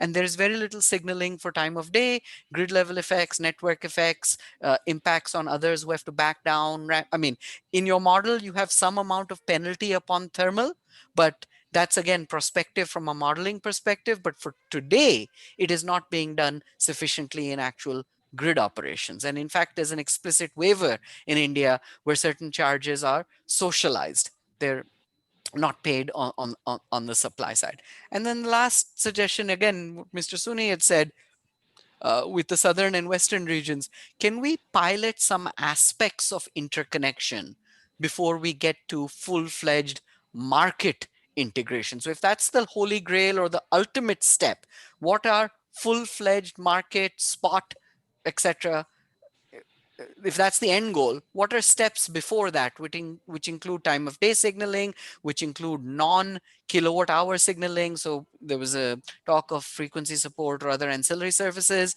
So there's so many other things that could be done on either bilateral or multilateral or more innovative instruments than what we have today. So there's definitely growth. This is helpful. It is possibly necessarily disproportionately for certain countries more than others, but is it going to change the trajectories? Possibly not. Yeah. Thanks, Rahul. Thanks for your comments. Deb, you want to respond to any of those comments now, or? Let me take maybe 2 minutes, Prabal, if I may, just to clarify a couple of things. I'm not going to respond to the questions because I've already taken up too much time. Okay, Deb, before you go, then let me just go to Mr. Batra. If he has something to say, then you can just Sure. take. Yeah, Mr. Batra, you have something to say? Yeah, just two things. I think Debrita has already acknowledged that it's more of the OPEX benefits which he has considered. So there are, of course, capacity benefits which are quite large in terms of reduction of reserves. And one more thing is reduction of emissions, because that's becoming increasingly important. And reduction of emissions, which means allowing thermal power plants to operate more efficiently, not to frequently ramp up and down, which we have been doing within India. If you have a counterpart in another Asian country which has large reserves of hydro, that can be used usefully for the region as a whole. So I think these are just 2 points I thought. Besides, of course, what Dr. Kirit Parikh has mentioned about, or Madam Jyoti Parikh has mentioned about the economic benefits to the country, which happens especially in a country which is facing shortage, to ramp up the GDP and very quickly, because power immediately flows after they get connected. Yeah. Thanks. Yeah. Thank you, Mr. Batra. Deb, you can make your comments and then we'll go to the next presentation. Yeah. I'll just give maybe like couple of quick clarifications. Firstly, on the issue of benefits, yes, I fully agree with Dr. Kirit Parikh that the intangible benefits actually often outweigh the economic benefits or the measurable benefits of any kind. I mean, and that's something that it's hard to quantify, but it has to be sort of built into the decision making. And I grew up in a sort of very small hydro township bordering Bhutan, and a lot of the things that existed in that part of Bengal in terms of the schools, hospitals wouldn't happen without the project. And this is very true for countries like Bhutan and Nepal. I mean, a lot of the economic prosperity can come from that. So there's absolutely no denying that the benefits go beyond that. I guess, like in terms of the type of analysis we do as part of bank, it's recognized on the qualitative side, but the pure sort of commercial, economic transactions, economic and financial analysis, they require like certain types of analysis that needs to go by the book. I mean, we have guidelines and things like that, and the regulatory framework in various countries recognize that. So it's a subset of the benefits. In terms of the importance of the political dialogue, it just I mean, the politics becomes much more important than the technical or the modeling analysis.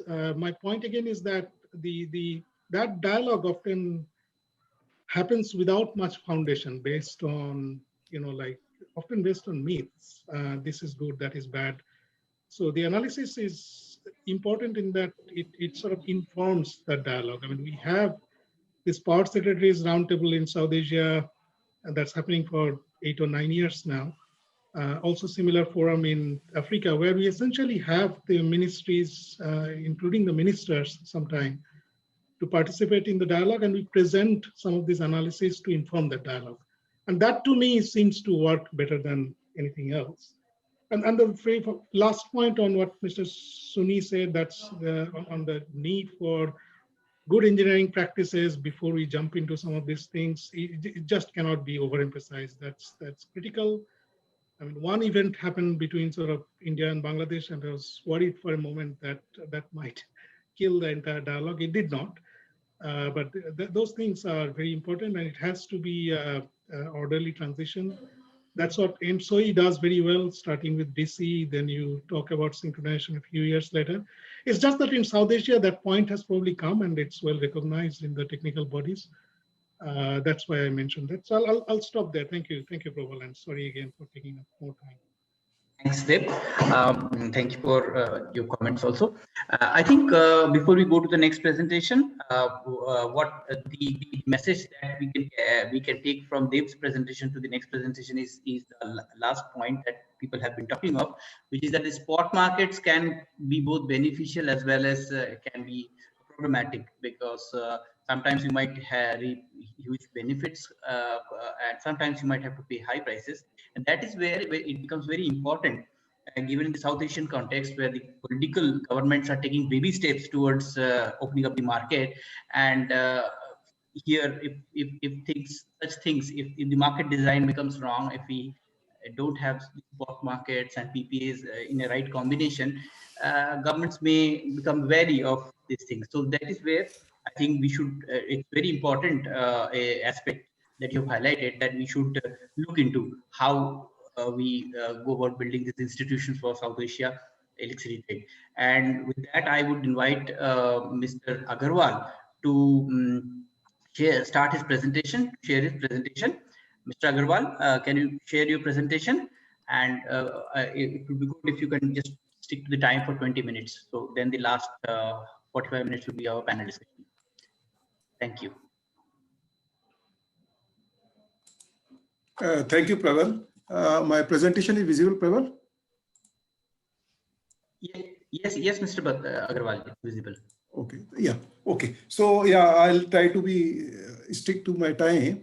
And currently, under the South Asia Regional Initiative, SARI program, which IRADE is supporting, we are working on the formation of a couple of institutions. Basically, we call it a phase 4 of the SARI AI program, and implementation is the thrust area under this particular phase 4. And we have been working on some strategy papers that how the regional institutional mechanism in South Asia can be brought in terms of the system operation, in terms of the transmission utilities. So based on our work also, I'll try to capture some of the points and some general views on this particular aspect. So these are the contents, the background and context, brief overview of South Asia, need for creating a regional institutional mechanism, review of international regional institutions and forums, some brief study we have carried out, study of regional multilateral forums in South Asia, already certain institutions are there, and the proposed framework for regional institutional mechanism. When we talk of background and context, as we can see during the last 6 years, the cross-border energy trade that has increased around 9.3 billion units in the year 2014-15 to around 16 billion units now. And in terms of megawatt, peak megawatt also, we have gone from around 1400 megawatt in 2012 to around 3800 megawatt. So basically all of these transactions currently are bilateral in nature between India, Bangladesh, India, Bhutan, and India, Nepal. Now comes the concept of the trilateral multilateral mechanism, and the enablers are the varying demand and export-import opportunities existing in different countries, the recent policy document by the government of India on the cross-border energy trade, and the regulations by CRC.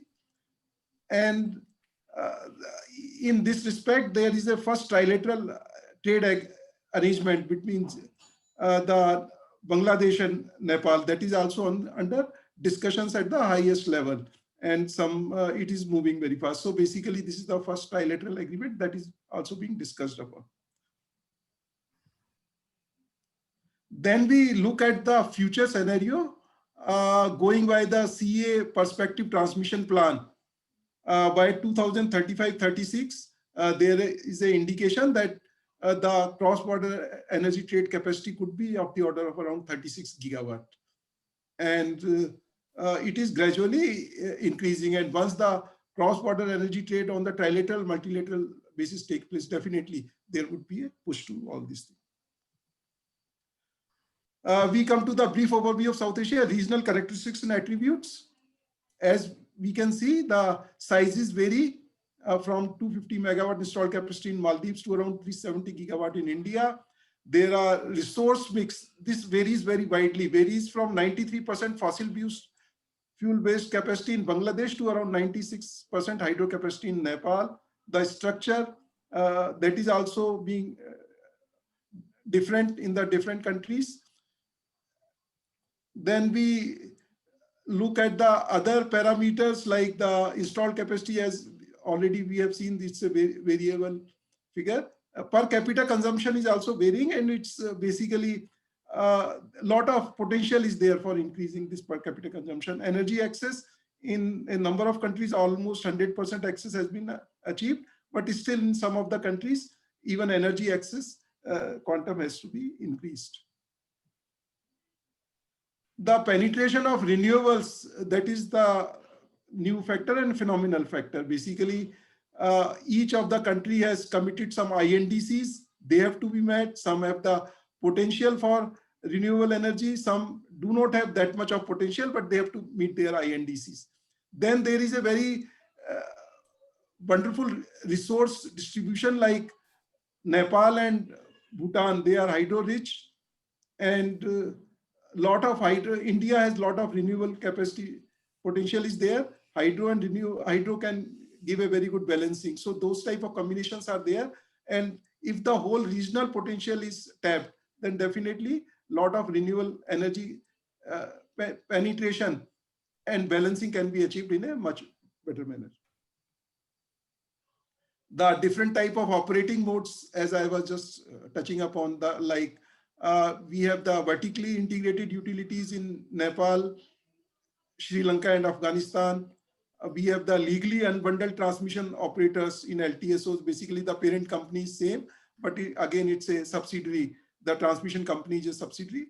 There is an independent transmission system operator, ITSO model in Pakistan, and it's an independent system operator in India. It is not that if the countries are in different, have different operating modes, they cannot transfer the power. That all can be done.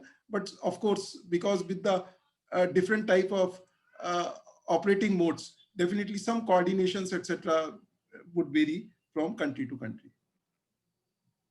Then when we look towards the key mechanisms and institutions governing power system operations in South Asia, as they are basically in the decreasing order of coverage. As you can see, the boxes, most of the boxes are filled, but maybe the intensity, of course, varies from country to country. And when we go for the trilateral, multilateral type of agreements, and when we talk of 30 gigawatt, 20 gigawatt type of cross-border energy trades, definitely whatever lighter shades are there, there also they have to be basically, those countries have to further equip themselves with those particular functions. Some of the functions like national policy, strategy, the regulatory commissions, etc., almost in all the countries they are existing. And but in case of market and all that, some further uplift is required.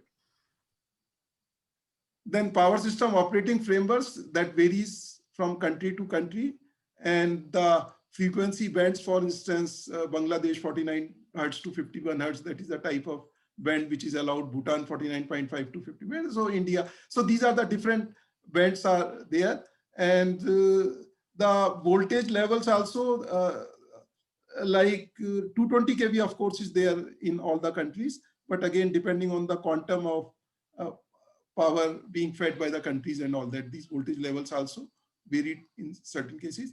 System security criteria, again, they are also some where it is n-1 in case of India, it is n-2 for the critical elements and all that. Scheduling durations, of course, they vary from country to country. 15-minute block in India, Bhutan 60-minute blocks, and Pakistan 30 minutes blocks. So these are the some of the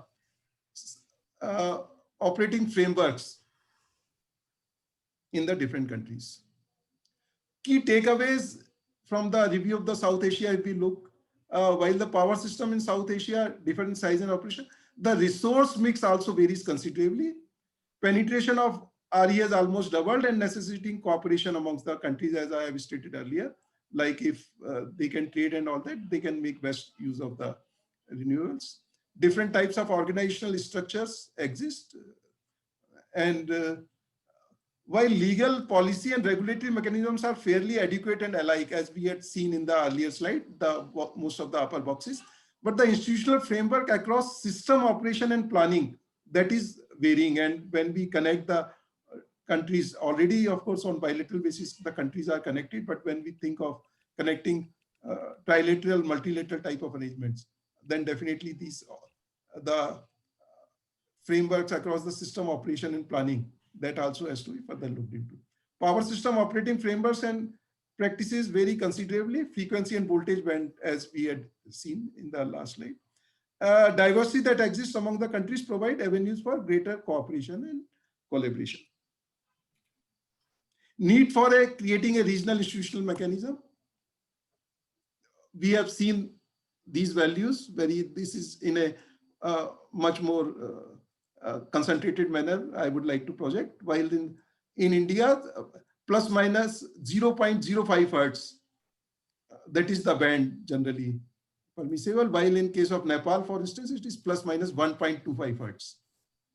Bhutan, as you can say, plus minus 0.5 hertz, and 1 hertz in Bangladesh, and 0.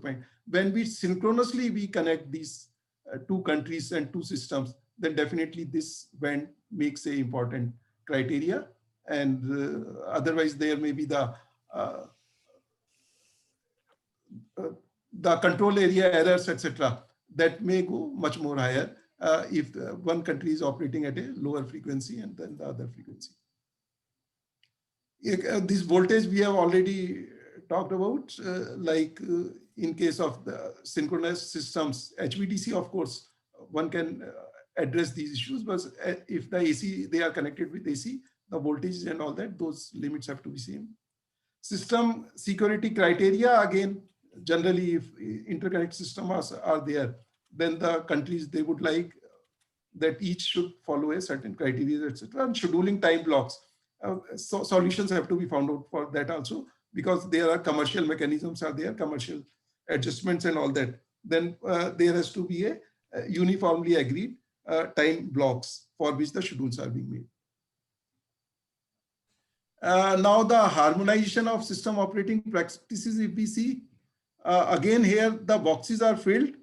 But again, the intensity is varying, scheduling and dispatch, deviation reporting and settlement, market competition facilitation, system protection, reporting of events, system restoration services, outage planning and all that. So the alignment, better alignment is required for the enhanced cooperation.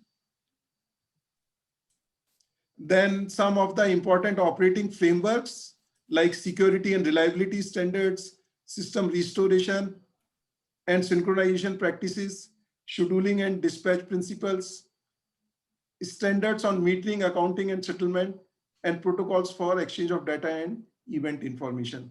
They all basically harmonization would be required.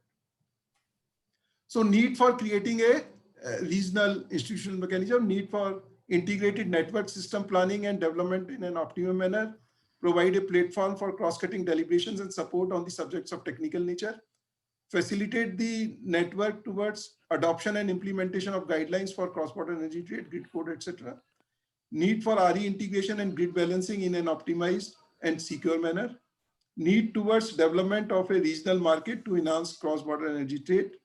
Need towards imparting training and capacity building in the areas related to power system development, operation and control. So these are the some of the key points I'm trying to capture.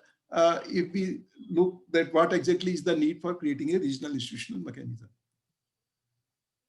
Now we just quickly will just go through some review of the international regional institutional forums. We have tried to look at the 8 regional institutions across the globe. 1 in Europe, 2 in North America, 2 in Africa, and 3 in Asia. ENTSOE, PJM, Southwest Power Pool, South Africa Power Pool, West Africa Power Pool, Gulf Cooperation Coordination Agency, FOLD, and Greater Mekong sub-region. So these are the 8 regional institutions we have taken, and these are the some fact figures are there: member countries, number of entities, headquarter locations. The governance layers, basically they vary, 4 to 5, these type of layers are there, and key operational focus areas. Basically, if you see the key focus operational focus areas, some are deep ISOs, some are looking after the markets and even the development of the systems also, those type of functions are there. So they are varying across one regional institution to other region. On one side, and if we take, say, FOLD, for instance, it be Forum of Load Dispatchers, what is operating in India and covering all the regions and the states. There it is a sort of association, which is basically, again, in the last column, we see power system advisory and market operation advisory. These are type of, so they are doing wide range of variations exist. Some are doing a lot of work, some are basically doing advisory sort of functions. Legal framework also, intergovernmental, some are intergovernmental, based on the intergovernmental agreements or interutility agreements, body registered in the laws of host country like ENTSO with the Brussels as the, under the Brussels law it has been, there it is registered, but as per the European law, it has been formed. Then some have the company structure, some have the association structure. Similarly, funding mechanisms, they also vary from the region to region. Learnings from international review, if we see, multi-layered governance structure, combination of committees of varying nature, headquarters established in a member country. In many cases, one of the member countries, the headquarters have been established. Initial handholding support by suitable, well-established institutions to support creation and operationalization. Mix of financing mechanism, we are able to see some handholding grants, some, in some cases, the members, they contribute. In a number of cases, which is again a very important point, number of cases, organizations started with loosely formed structures and later turned more formal, like even PJM also. It started with a loosely formed structure and now it is a full-fledged company. Go 15 is another example, which is earlier VLPGO. It started just an association, now they have registered. It is still an association, but again a registered association. So basically as they move forward, they go to the more formal structures and all those. Now we look at the regional multilateral forums in South Asia. If we look at the SAARC, WIMSTEC, SAFIR, and BBIN, these are the regional institutions already working in South Asia. SAARC 8 members, BIMSTEC 7 countries are there. 5 are common, of course, between SAARC and BIMSTEC. South Asia Forum for Infrastructure Regulators and BBIN. These are the 4 for regional institutions. And basically, SAFIR is an association. Other 3 are totally purely intergovernment, based on the intergovernmental agreements and having the multiple layers. These are the structure of the SAARC, BIMSTEC, and SAFIR. I will not spend time. They are self-explanatory. But again, they have a large number of areas for which they have been looking after. In addition to the SAARC, BIMSTEC, SAFIR, and BBIN, there are further bodies which have been created under these regional multilateral forums like SAARC Energy Center, Council of Experts for Energy Regulators, then BIMSTEC Energy Center, BIMSTEC Grid Interconnection Coordination Committee, and then the SAFIR Working Group. So these are the, again, the committees or the entities which have been created. Why I am talking all these things is whether the institution, what we are trying to suggest and all that, whether it can also take, come under one of such already existing regional institution, whether those type of possibilities are there. And learning from regional forums, we say multiple areas of cooperation and economic development have formal structure based on intergovernment agreements. SAFIR is an association supported by World Bank's public-private infrastructure advisory facility. BBIN is a sub-region initiative. Operating structure include domain-focused committees and oversight by government of member states. Basically, each have different committees are there. Permanent secretariat and organizational headquarters in a member country, generally in most of the cases, and funded by member countries through mechanisms such as membership fee or through donation and sponsorship. We come to the last part of the, I'll come to the last part of the presentation, proposed framework for regional institutional mechanism. Action points for identifying the framework is the broad observations from the regional, international and regional review. Basically, the organizations have varying structures, governance mechanism, and operating frameworks. We have to just look into those things. In a number of cases, the organizations started functioning as association based on which I earlier stated. They started with the loosely formed structures and then later transition into more formal structures. Analysis of options, different merits and demerits, of course, we have to look at. What I find is the critical parameters for which the recommendations may be required, maybe what could be the legal framework, what could be the membership type, governance mechanism, operating structure, headquarter and handholding, and funding mechanism. Some these are the, there may be many more parameters, but some critical parameters, what I'm trying to touch upon. Key decision points. When we talk of the regional institution, particularly for South Asia, so these are the key decision points. Challenge, we can say that they have to be, these have to be deliberated more, and they basically lead where exactly we want to move. Thrust on bilateral versus multilateral approach. Already, as we have seen in the first 2 slides, almost 4,000 megawatt of transactions are taking place, and the one school of thought could be that the bilateral arrangements, even now they are going very well. Already the like Bangladesh and India, if I steal Mr. Soni's word, sometimes he says it has been done in a copybook style. We connected, India and Bangladesh was connected, and everything is going wonderfully well. With Bhutan, a lot of power is being transferred. Nepal also, now even Dhalkewar Muzaffarpur has gone 400 and power is flowing for years. So bilateral arrangements, so one school of thought is they are going very well, and bilateral have to be kept as it is, and multilateral like trilateral and all that, that is being thought of, they have to be further added. The other school of thought could be the moment we go for multilateral, let us everything, whatever transactions are being done, let us discuss at multilateral level only. So there could be a group is made and then the discussion. So thrust on the whether multilateral, bilateral we have to slightly extend or go altogether multilateral approach. Decisions by way of building consensus or institutions with command and control. When I say command and control, one school of thought could be, let us have a regional system operator, let us have a regional transmission operator, let us have a regional regulator. That could be one thought. Other thought could be, by way of building consensus, like already things are working very well, but on some of the issues, let us go further, try to build consensus, try to discuss, and in a discussion manner, let us add the values to the existing things. What could be the legal framework, whether it is a registered body with the governmental agreements and all that, or it could be a form of society, it could be a form of the association. What could be the operating structure, the type of committees it may have, the type of headquarters, what will have, do we have a full-fledged staff from the very beginning, or we gradually build up? Whether handholding with some existing institution or independent standard. We come up with an independent standalone organization. Handholding with the existing, like SARC, suppose, for instance. Some of the views, we have been deliberating these points even in, we have a project steering committee, we have the task forces and all that of the South Asian members.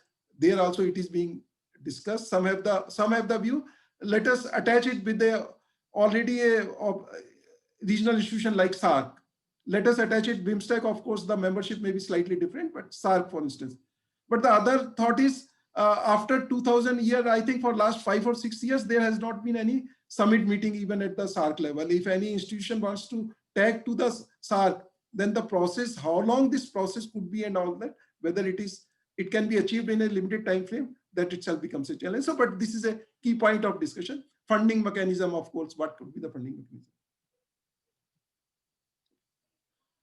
Way forward, what we look as the way forward is, this is what, based on the discussions and based on some studies and all that, like, again, some way forward, what comes to our mind. Supplement the bilateral efforts, keeping the existing arrangements intact. Whatever existing arrangements are there, keep those as intact, and those supplement those, how they can be further improved upon, how they can be further added. So supplement the existing efforts, but do not disturb the existing arrangements. The institution can act as an advisory and facilitating body to start with. To start with, use it as an advisory and facilitating body. Can start as an association and adopt to more formal structure once gets momentum. I discussed about VLPGO. Like initially it started with Go15, it started with the association, now it is registered and all that. Fold instance, for instance, it is still working as an association, and under COVID particular, the advantage was at a phone call, just at a call, all the members were there, they could discuss so many important issues and all that, they could move forward. So even associations also, they can deliver a lot of good. Can start with the members who are physically interconnected and gradually expand. Like in South Asia itself, there are 8 countries are there. 4 are already physically interconnected. Let us start with those, and gradually others can voluntarily, they can come, or gradually as they get interconnected, like Sri Lanka, discussions are being carried out, or some more discussions, if more countries they get interconnected, then they can become the members. Like Fold, one of the member country can host the secretariat, and post of chairman, of course, can be rotated amongst the member countries, like the secretariat services, etc., can be provided instead of maintaining a very huge staff for the association. Even in the start, one of the member country, they can provide the secretariat services, etc., and they can kick-start the process. During the initial phase, the funding mechanism can be kept very simple, and on need basis, support from multilateral development boards or IFIs can be sought, maintaining the independent self-sustenance. Those MDBs, IFIs, they can only support, like if some studies are required and all that. But ultimately, as far as running of the institution is concerned, it is the member countries, basically. The institution belongs to the regional institution, belongs to the member countries. They are running the institution. And the MDBs, IFIs, they can just giving the, suppose some studies are to be carried out, some other CapEx expenditures are there. So instead of collecting the fee, etc., because why I am touching this point is, sometimes collecting the fee itself, that becomes a big subject. Like you spend a lot of time in doing this particular, everyone has to seek the approvals, etc. And sometimes that may be time consuming and may create some issues. So start with a simple, very, very simple mechanism and gradually move forward. The last slide is regional institution can aim to achieve the following main objectives. Provide a platform for cross-cutting deliberations and exchange of ideas in the matters of system operation and control. Platform for cross-cutting deliberation and exchange of ideas. It is just providing a platform. Support in implementing the regulations, operating norms, and frameworks across harmonious principles. In the earlier Dr. Dev's presentation and all that, he very clearly already the 4,000 megawatt we are transferring, the harmony is there between the two countries and all that. But when we talk of the trilateral and all those things, naturally some of these operating norms, if they become more pronounced and agreed, that would be better. So the institution can support in implementing the regulations. Facilitate and render technical support towards regional system planning of the integrated transmission network in respect of cross-border connections. Facilitate development of coordinated network protection system incidental to the cross-border interconnection to ensure reliability and security of the grid. Just see the words, what we are trying to use is, it is the word support, it is the word facilitate, it is the word of help. Like, so facilitate the work towards adoption and implementation of the guidelines for cross-border energy trade and grid codes, etc. So all advisory functions, helping functions, supporting functions without any command and control. Promote and render assistance towards capacity building in power system development, operation and control across the region. Some of the countries, of course, a lot of developments have already taken place, and the other countries who are coming forward and getting connected, more power is being flowing. So hand holding, capacity building, and all those things can be carried out. So I think with this, I'll stop here and open for the discussions. Thank you, Mr. Agarwal. Thank you for the presentation. And now we can go to the discussions for the comments, starting with Dr. Parikh. I have a very simple comment. One is, given the fact that the frequency ranges vary in different countries, and given the fact that the whole process has to be, you have described very nicely that it has to be gradual, and you build up the confidence, and then it becomes a more formal structure.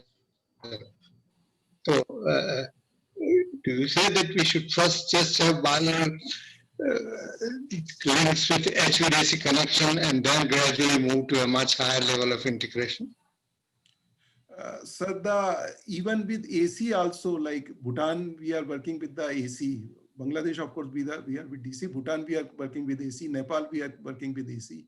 With AC, we can do that, like it can be done. But then only thing is the frequency band, etc. They have to be some harmony has to be brought in that. So AC, we can work with the AC also, provided some simple parameters are matched.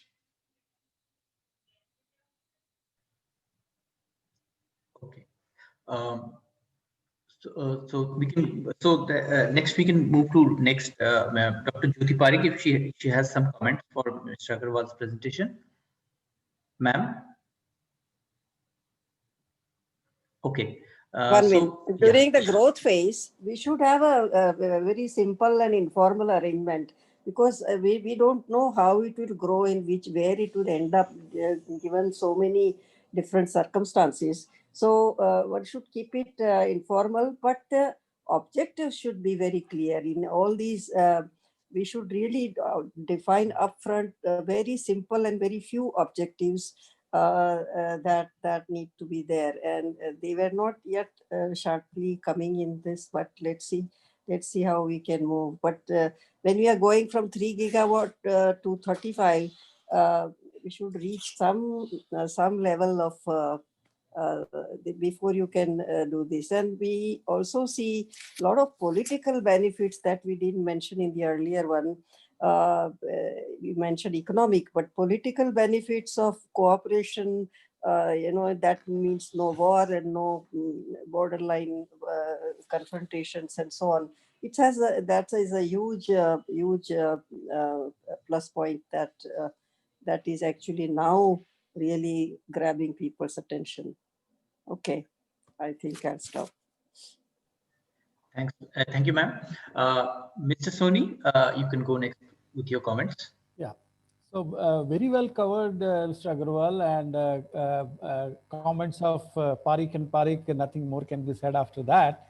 But I read in one of the World Bank's report, again I talk about decades back report, it said engineers like sophisticated design, economists like to have very robust price discovery, lawyers like to write elaborate contracts, but none of them would succeed in their chosen field unless sustainable institutions are built. And building sustainable institution takes time. Uh, again, I only echo the sentiments of others. But then, you should neither too much over-engineer, nor can you under-engineer also. And very rightly said by Dr. Jyoti Parekh that if you are handling 30 gigawatts, अत्यधिक सरलीकरण भी सही नहीं है. Yes, simplified, but not too simplified also. So that's another thing. But we need ecosystems, we need basic hygiene factors so that the system remains secure. They start with a nebulous, something like common minimum program we can have, that at least nobody should export trouble. If not, you import some assistance. So that's another one. There is an issue of fatigue sometimes over governance, and very rightly said SARC, you keep on exchanging pleasantries like an external affairs, and then, things don't move. That also one of the fear, and very well documented. These are all very well documented. There is no silver bullet either. But there is one point, on Bangladesh. Yes, let me gather courage and straight put it to the answer to Dr. Kirit Parikh's question. Yes, we had one HVDC, sir. We learned a lot, how to exchange, how to operate, power flow, data flow, money flow, everything is smooth. We added another HVDC. That's also fine. But now we must have synchronous connection. So there is a beauty to synchronous connection, sir. If you get synchronously connected, then you are on the same frequency, metamorphically also. And if you remain in asynchronous, you remain asynchronous. So why should our neighbor Bangladesh struggle to have again the frequency control, difficulties of smaller system? And we must be also careful about the different kind of pressures and lobbies which work for HVDC. We all know about it. So I would say that here, such institutions can help. That can give a confidence that nothing will go wrong. There are lots of protections, and it's absolutely in order to go for synchronous connection. See, fortunately, this region has 150 hertz at least, unlike Japan where there's a 50, 60 and a lot of issues there. So we have a lot of things in common, and such an institution should be, supported. Start with simple, and then gradually, depending on the requirement, as it matures, it will automatically take shape. What shape it will take, nobody knows. But certainly there will be success stories, and you can bootstrap on the success stories. So that's where I would stop. Thank you. Thank you, Mr. Soni. Thank you for your comments. Dr. Priyantha, your comments, please, on Mr. Agarwal's presentation. Yes, again, I think a lot of points have been already said, and in fact, all are very important. I have just one comment to make. Actually, you should look at. It's a very good presentation, excellent summary of what has been happening, and the existing institutional structures, and what works, what doesn't work. And you clearly looked at SARC, BIMSTEC, SAFIR, BBIN, and so on. Probably going basically beyond what Dr. Parikh said.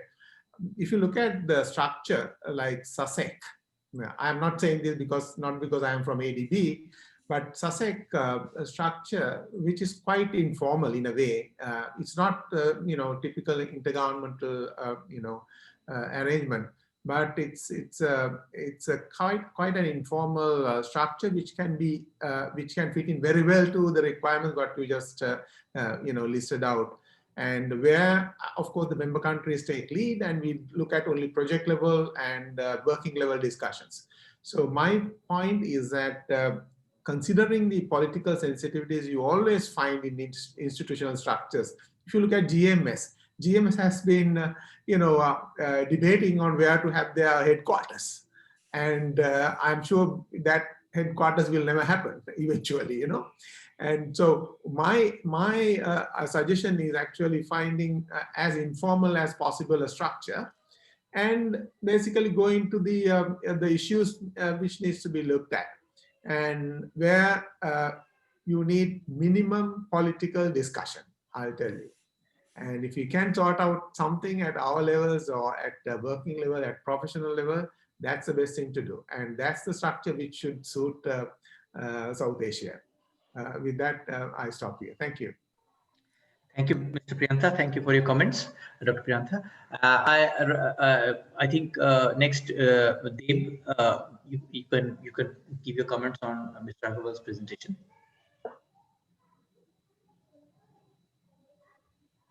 Hello, Deb. You want to say something on Mr. Agarwal's presentation? Your mic is off. Yeah.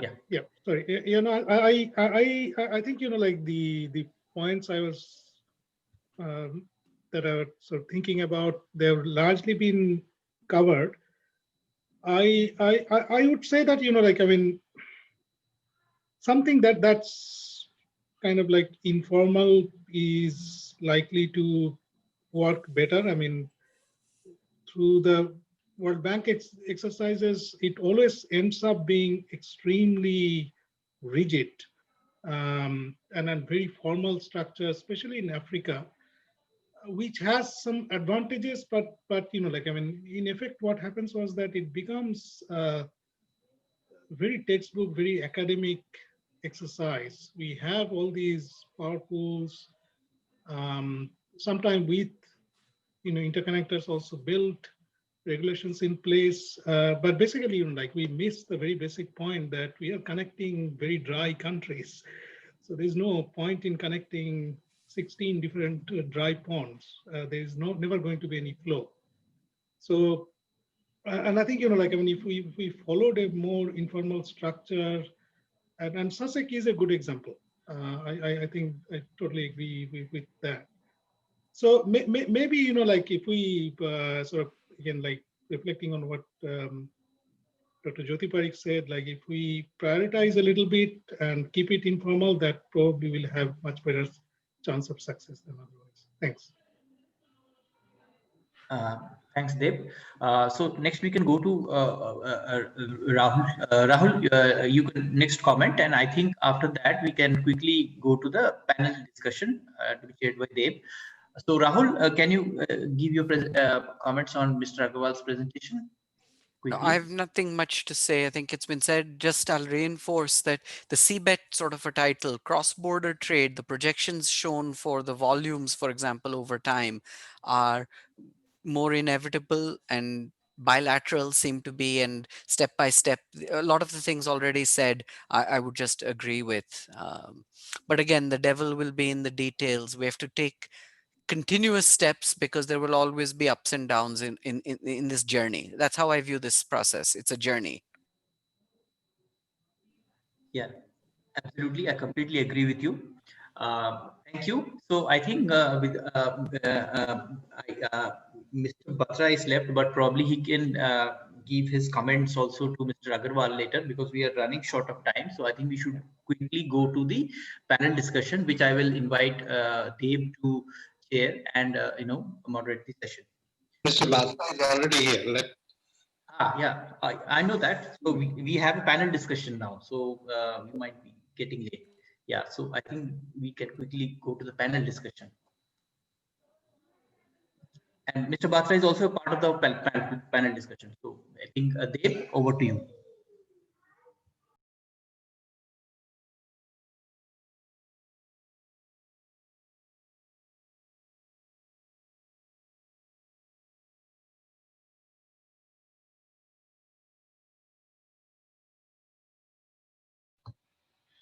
Dave, unmute. Unmute, Dave.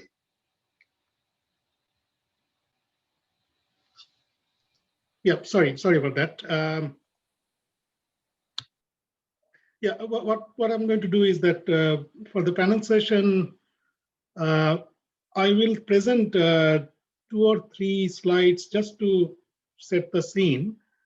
And then I'll basically let all the panelists to talk for 5 minutes or so each. And then I'll present, like, as part of my initial pitch, a couple of questions, and hopefully the panelists can comment on that, and we'll hopefully come back and then summarize some of the key findings. So yeah, I mean, just the very first, some numbers that this is the cross-border transfer capacity in the BBINS countries, the Bangladesh, Bhutan, India, Nepal, and Sri Lanka over time. So if we look at the trend, there was almost nothing in the 90s, and then, you know, like there was about 3 gigawatt capacity. Now it is crossing just over 6, mainly with India, Bhutan interconnector expanding, and it's a great story. And as Rahul said, it is a journey. But then I think the capacity addition is roughly 0.6 gigawatt per year over the last decade, divided roughly sort of 3 gigawatt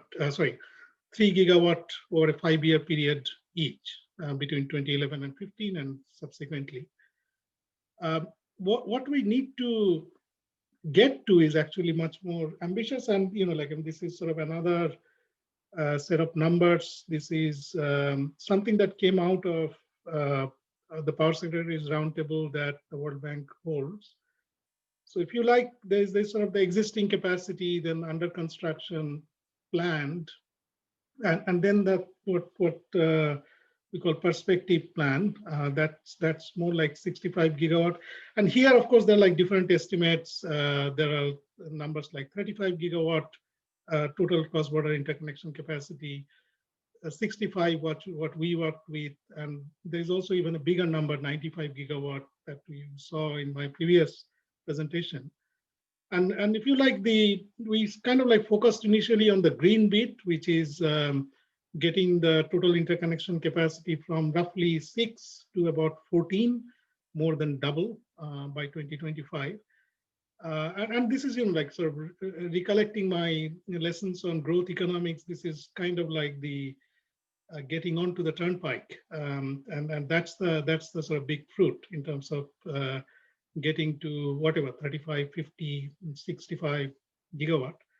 And you know, like, I mean, we already went through a lot of discussion on potential challenges, but we are looking at, you know, like more than quadrupling the capacity addition rate from 0.6 to 2.5 gigawatt per year over the sort of high growth period. So of course, there are a lot of challenges that need to be addressed, and I have tried to sort of lay down a few issues that are important in my view. So the first one is political unease over energy security and prices. The first one applies to countries like Bangladesh, where actually in their planning, they say that no more than 15% power import from anywhere, not just India. And then, you know, like, we had lots of discussions like, where did you get that 15% number? Why is it 15%? Is it net? Because Bangladesh can also export. And there are no good answers to any of those issues. And on the prices side, it's more the exporting countries, in particular India. There's this concern that if we export our cheaper power, our prices will go up. So why should we share our cheaper power? So that's kind of like the basis for political unease. And this is again like where good analysis can inform that dialogue. Insular national policies that sometimes work against the notion of import-export. I mean, we are talking about the 175 gigawatt RE target. There is actually no target for cross-border power trade, and actually overbuilding capacity in India may not actually support necessarily the idea of import from another country. So there's that issue. There is the lack of regional institution, and Mr. Agarwal's presentation covered a lot of that. And then there's I mean, in Africa, in some of the other regions, there are the regional institution. We actually don't have that in South Asia yet. And whether we actually have a very rigid structure or an informal structure, that can be debated, but one is needed for sure. So because like otherwise nobody is going to do look at the region as a whole. It will always remain sort of a nationally focused discussion. Lack of economic regulation of transmission. I think that's kind of the another issue that if we don't have a framework, this is where the formal process does help actually. If we don't have a formal framework to actually recognize the value of these cross-border interconnectors, we can keep on doing studies ad infinitum, but this is not actually going into the actual decision-making process anywhere. A lack of a market-based regime, and I think this is where, of course, we can do bilateral trade, and we had some discussions in the last session. I personally do believe that bilateral agreements is a great starting point and probably the only starting point anyway.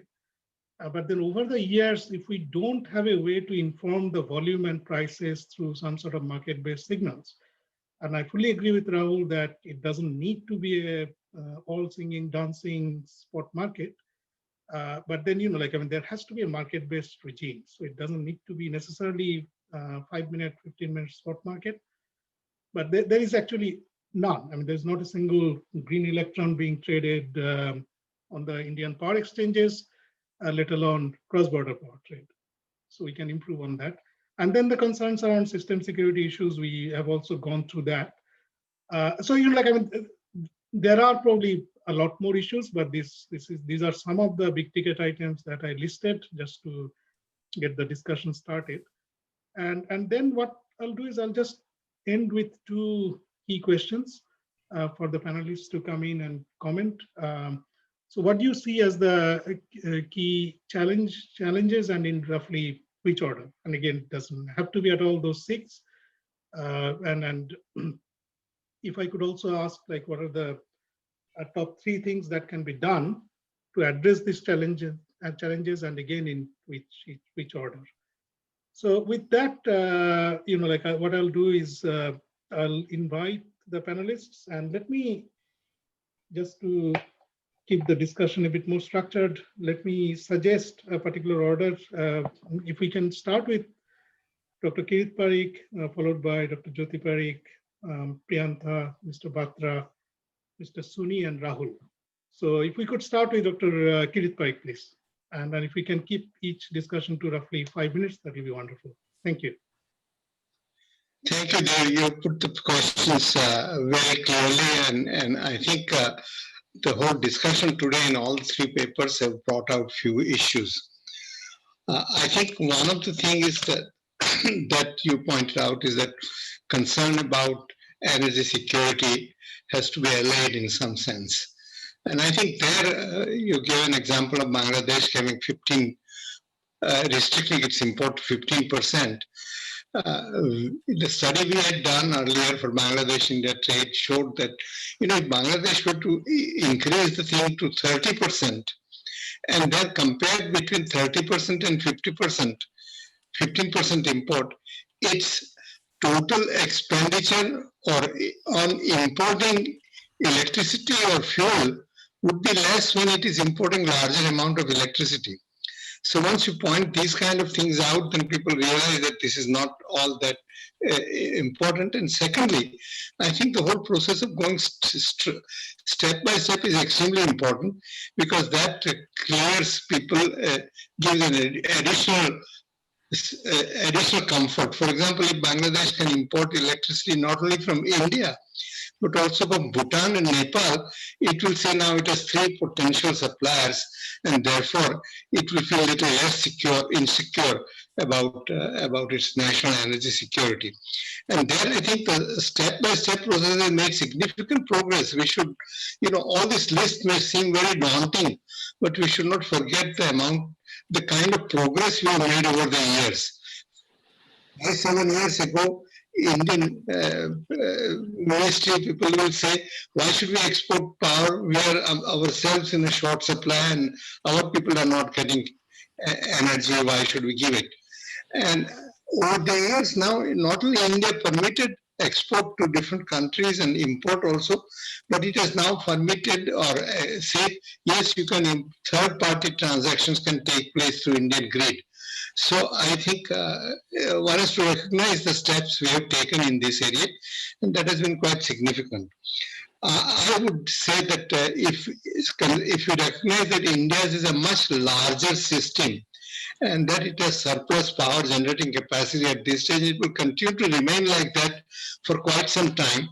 Because if you see in all these projections, say thermal has to operate in a very flexible manner, that means a lot of thermal capacity remaining idle. In that case, it would seem that the whole problem of frequency balancing can be relatively simply taken care of, because India's, if the grids are properly managed and interconnected, then the large surplus power of India should comfort people, give comfort that the frequency band could be harmonized and be in a smaller, tighter range. And I think these things, so it is important for India to take more, more proactive and leading step here, and I hope we are doing that. And one can be quite optimistic about eventually having, not too far in the future, a much more integrated South Asian energy system. Thank you very much, sir. Dr. Jyoti Yeah. Parikh, would you like to So comment? I would go one step further and say India should be actually large-hearted and give concessions if possible to these neighbors, because their systems are rather too small, and sometimes that can lead to certain inflexibility that India can provide with its surplus situation. And when I say large-hearted, already India has agreed that there would be multilateral trade and it can pass through India. I mean, it may seem like not that, but at one point that was people were saying, why should we? Why should we? So that's not the attitude with which this can work. Also, there are issues even during COVID times when everybody's demand fell. We still bought power from Bhutan and did not insist that Bangladesh buy its own power and so on. So we should keep showing that large-heartedness as much as possible. Easier said than done, but I think let's hope. Surplus and shortages situation would be there, and when renewable comes, you cannot be still sure that cross-border power trade will work, and there are already Indian smart grid people are saying that you don't need these big transmission lines anymore. Everybody would be having their own decentralized power. Some people are also that of opinion, though I don't agree with that. But you never know. 20 years down the line, that things may turn out that way. So yeah, one has to take these baby steps with this cautious steps. Yeah. Thank you. Thank you very much, madam. Priyanta, if I could invite you to comment on this. Thanks, Deb. Again, I don't think I have to add a lot more after Dr. Parikh's. And in fact, from my side, I think the 3 points what we have already talked about this political will on all sides. Actually, without a political will on all sides at the same time, nothing would move forward. I mean, best examples, Bhutan, India, Bangladesh, India, Nepal, all these happen at a time when the political will is more or less matching on both sides. And that's very necessary. And the second, of course, economic benefit. Economic benefit is well known. I mean, obviously, we have done enough studies, and all of us have done a lot. And of course, converting these economic benefits into financial benefits and then fair sharing of these benefits is very important.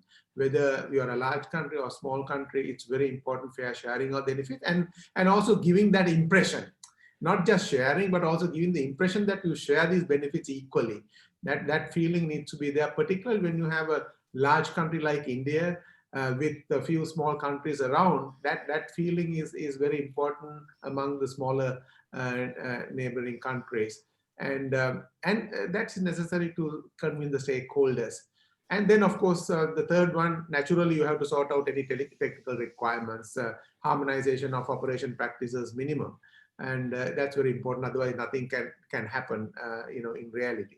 So when it comes to solutions, of course, naturally, the political, will, you have to have a champion. In all these governments, you have to have a champion at the highest levels. You should have somebody who can influence the highest levels.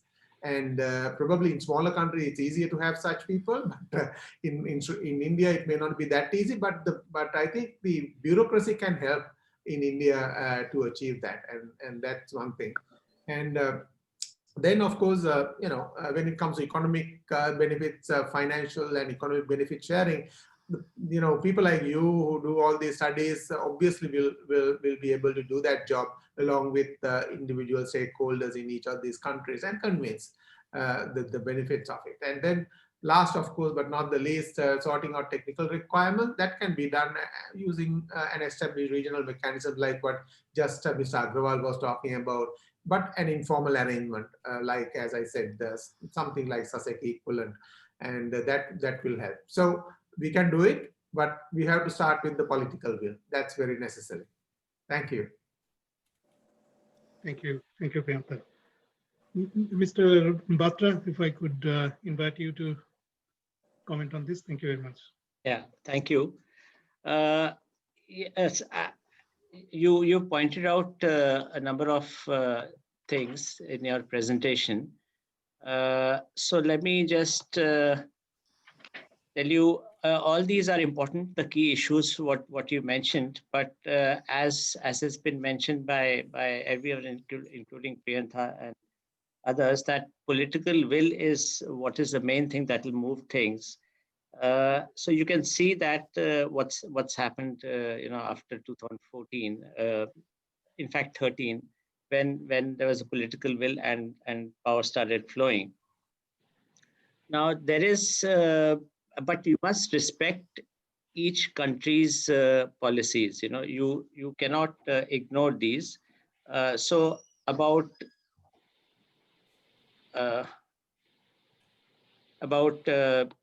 Bangladesh's thing of being importing only 15% of their requirement. This is something which they would consider that they probably don't want to be dependent to a large extent on another country. And when I examined this in Europe, in ENTSO, ENTSO is a huge congregation of so many countries, the European system. They presently have 10% of the energy dependent on exports on an overall European basis, and they are aiming for 15%. So it's not a large amount of trade, which is right now. If you see Nepal, they are importing about almost 50% of the requirement of Nepal from India. In case of Bangladesh, it's about 10%. So they are already hitting that. Since they are small countries around, to India, it's a small amount, but to those countries, it's a large amount. So we have to respect those. But then, as said, things will succeed if there are equitable benefits. Again, as Priyanka said, if there is transparency, there is equitable benefits, and that is what think tanks can make a difference, where they can do studies and put this out to all the countries. What is most what is the thing which will take things forward, or where there is a biggest challenge is the stakeholder engagement with all these countries, because stakeholder engagement, which means meeting with the top echelons of the bureaucracy or the people who decide things, is where things will actually move. And it's not only the power side of the ministry, but the foreign affairs ministry, where geopolitical where there are geopolitical considerations. So that these are two things. I think what actually overrules everything is geopolitical reasons, and that's where engagement needs to be done.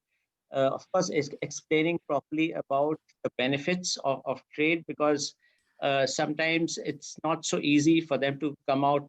They do not know another country's situation. They would maybe they do, but if it's brought out by a think tank about the power supply position in each country, the benefits which accrue from cross-border trade, and slowly by slowly, it does take some time. That there is a change, which if there's a mindset change, it does require time, but things are happening, and I think will continue to happen. So come to think of it, the European system, that's initial thing started in just around after the Second World War in 1940 something. And before that also, there was some more in some countries, where 6 countries took part in about 1980. And ENSO has been formed, I think, in 2009, if I'm not mistaken. So but before that, of course, there were other regional institutions, UCT and the other ones, the Nordic pools and number of 6, and which all merged. So I think it's a gradual process. The thing which is different in Asia as compared to Europe is that Europe, the institutions were meeting beforehand, and for them it was a necessity, because they're small nations, and to stabilize the grid, it would require more and more of interconnections. Whereas in India, it's more driven politically, and it's more driven from the government side. The institutions are a little bit, the government institutions are a little bit of not so free in discussing or forming associations, which happens which has happened in Europe. So I think there is a little bit of a difference in the culture between Asia and Europe. But I think all that has to be respected, and things would actually take place. So the biggest thing is the biggest challenge is engaging with stakeholders, or having organizing or putting platforms where all these people can meet in one platform. That is what will make things move. And of course, making sure that everybody is convinced that there are equitable benefits between all the nations. Yeah, that's it. Thank you. Thank you, Mr. Vatkar. That's great set of comments. Suniji, if I could invite you to go next with your comment. Will somebody discuss the elephant in the room, China? So please discuss China. So what's the impact of China in all this? Please, two remaining speakers can say something. Thank you, Dr. Deb. Actually, it will be more of a repetition. I'll echo the sentiments what has been expressed, but let me articulate in my own way. So number one, we all agree that there has to be policy pronouncement. And the way we got OSOWOG, the way we got 175, the way we got 450, how we got is not important. We have got these policy pronouncements, and everybody is running after that. So we must make that thing first. But for that to happen, during peacetime, we need to invest with the politicians. I remember Andre Merlin, who coupled the European market, once recommended to me that you should have 33% time spent only with politicians. And that was quite a right prescription. And we must explain to them during peacetime that RE integration, decarbonization, economies of scale, you cannot have 765 kV, 1000 megawatt units unless you become a large footprint, energy mix would improve. All these things have to be told to them so that one day they will say, yes, we should have it. So that's first part. The second part, I pick up what Dr. Jyoti Parikh said, large-hearted. I would say we should have royal planners, not a conservative planner like me. Operator has to be conservative. Planner has to be royal. Don't go by very tight calculations. There is a difference between actual energy exchange and capability to exchange. I recollect, this NSOE of late EU, in fact, EU directive is there that you must have minimum transfer capability. That's an insurance for a interconnect system. So we must say that whether we will exchange or not is secondary issue, but having a good interconnect is the least regret solution. So that should be pushed. That's another one I would like to say. Sharing of costs, reaping the benefits, it will remain there. In every system, in India, we have hundreds and odd problems. There would be court cases. This and not that everything is honky dory in any of the power systems. That is a part of hazard which we have to live with. So let's continue with that, and there would be there, and things will get gradually resolved or dwarfed by a bigger problem. So don't worry about those, how we will share about the transmission cost between the two, but we should build lots of transmission. To start with, market and economy will follow suit. Those are easier things to do. Of course, one has to convince everyone with that. That's of course the last point, which I think again everybody said, we need consistency, we need commitment of long term, and we need champions who would fight with black flag in hand for a long period for things to happen. Otherwise, this 5-year cycle is quite difficult. Things change, and then again you start from zero. So that's something which some people should do that, and I'm absolutely sure it has to happen. There is no choice now today in today's scenario. The only thing is how nicely we get connected and how quickly we get connected. That's the only thing. It has to happen. Thank you. Let me make a small comment on your suggestion that you should spend a lot of time with politicians. I once tried to talk to our minister, Praful Patel. He was a minister then, and I said, "Look, Praful Bhai, this is what we have done." And before I even complete my sentence, he says, "Kirit Bhai, tell me, do you fight elections?" He didn't want to listen to me. So I think it is not very easy to spend a few minutes with politicians, let alone 30% of your time. But I think there are politicians who are different, and it is possible to communicate. Regarding China is concerned, as Jyoti has pointed out, is a very important element, because we were all these years, many of our bureaucrats were thinking, well, Nepal is our captive, where is it going to go? It has no choice but to sell power to us. Now it can perhaps sell power to China. Though there's a different story that China is also very surplus in that area with its large amount of hydropower. So no, it's not the China which will Nepal which will not sell to China, but it is the Chinese investments in Nepal which will come to India, and that's what India is worried about, that they will build all these hydropower plants in Nepal and collect money from India if that things are too tightly agreed. So Chinese investment in Bangladesh, in Nepal, that's what the worry is. Anyway, okay. Next. Thanks for all of the discussions and Mr. Suni's comments. Rahul, if I could invite you to go next with your comments. Thanks. Thank you, Debrata. Jyoti, on your point on China, I think you've hit the nail on the head that it's more about finance than about the power flows per se, and not just finance, but also technology. We should not underestimate. And this is a global, not warning, but an eye-opening thing. If you look at the scale of production for batteries, for PV panels, for EVs, for many of these technologies, China is leaps and bounds ahead of the rest of the world.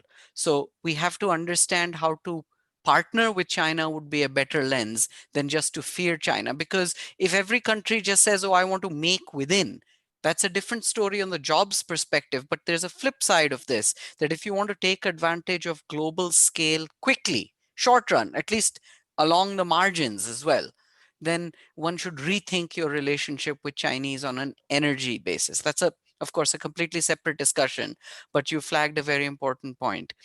Coming to your other suggestion that you made, it's actually very easy to be large-hearted. And let me explain how and why it could happen in a regional basis. part of the problem is, and I'll use one of my favorite words, signaling. And the signaling today for energy and prices has been levelized cost of energy. So instead of that, if we move towards something that recognizes marginal costs also, as well as non-energy value, then it's actually a greater win-win to have India and its neighbors have energy trades. Because now for India, or not just India, for any financier slash promoter, if you just say, well, incrementally, if I can do more, do bigger, and have greater trade at a marginal cost valuation, it can work for me. But if I try and say that I'm going to squeeze average costs or total costs, which includes fixed costs on the increment that could be with a larger scale or with more trade, then things look harder to do. So I think it's actually much easier. And it also is easier to bring into point what Kirit had mentioned. We are temporarily, at least in India, surplus. So once you're in a surplus world, you really need to start thinking in terms of marginal cost bases as opposed to just total cost or LCOE. LCOE is, I think, one of the biggest things that it's a signal. LCOE shouldn't be the basis alone from which we do decision making. It's one of N metrics that we use. So we need better metrics, better models from which to value new investments, new interconnections, etc. They signaling, can improve. We've just started, Debra, you may not be aware of some of the developments. There is now green market in India. So there is power exchange trading for green, but it's still very small. It's the term ahead, GTAM, green term ahead. But we need to increase this signaling that is not just about green, but time of day beyond the power markets in India. Power markets in India are still just in the order of 4-5% of the transactions. So we have to improve. Time of day is one I've talked about earlier, but also one word that I didn't hear enough about was risk. Risk comes back to finance. It comes back to time of day. It comes back to volatility. It comes back to so many things, how it should be rethought of. One of the strong views that people forget, not in this panel, but in decision makers, is people say, let's get electricity markets. From an India perspective, especially, which is coal heavy, how can you have electricity flexibility in markets until you get fluidity and flexibility in coal markets?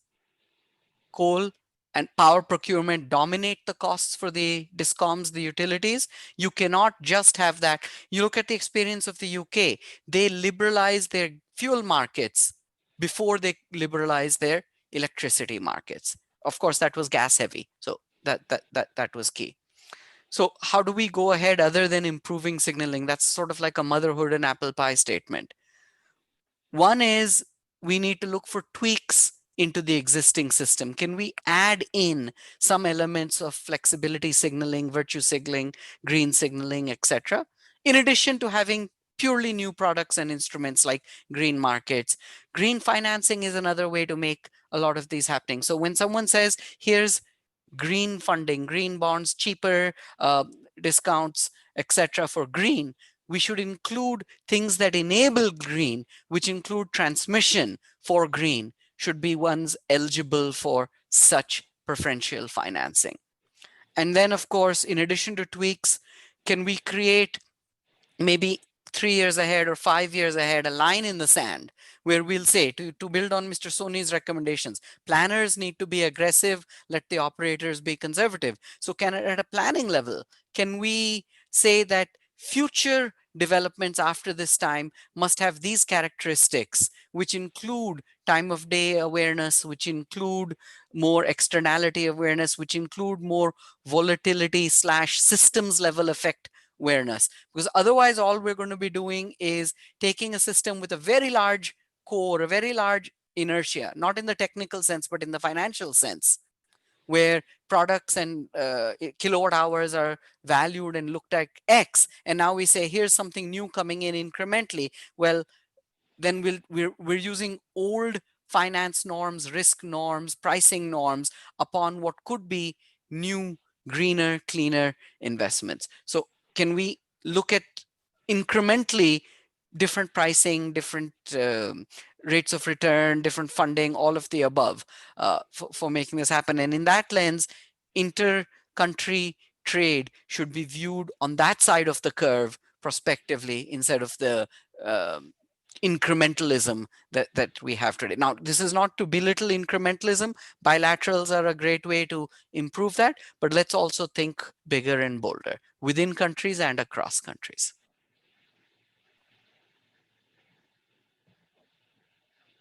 Thank you very much, Rahul.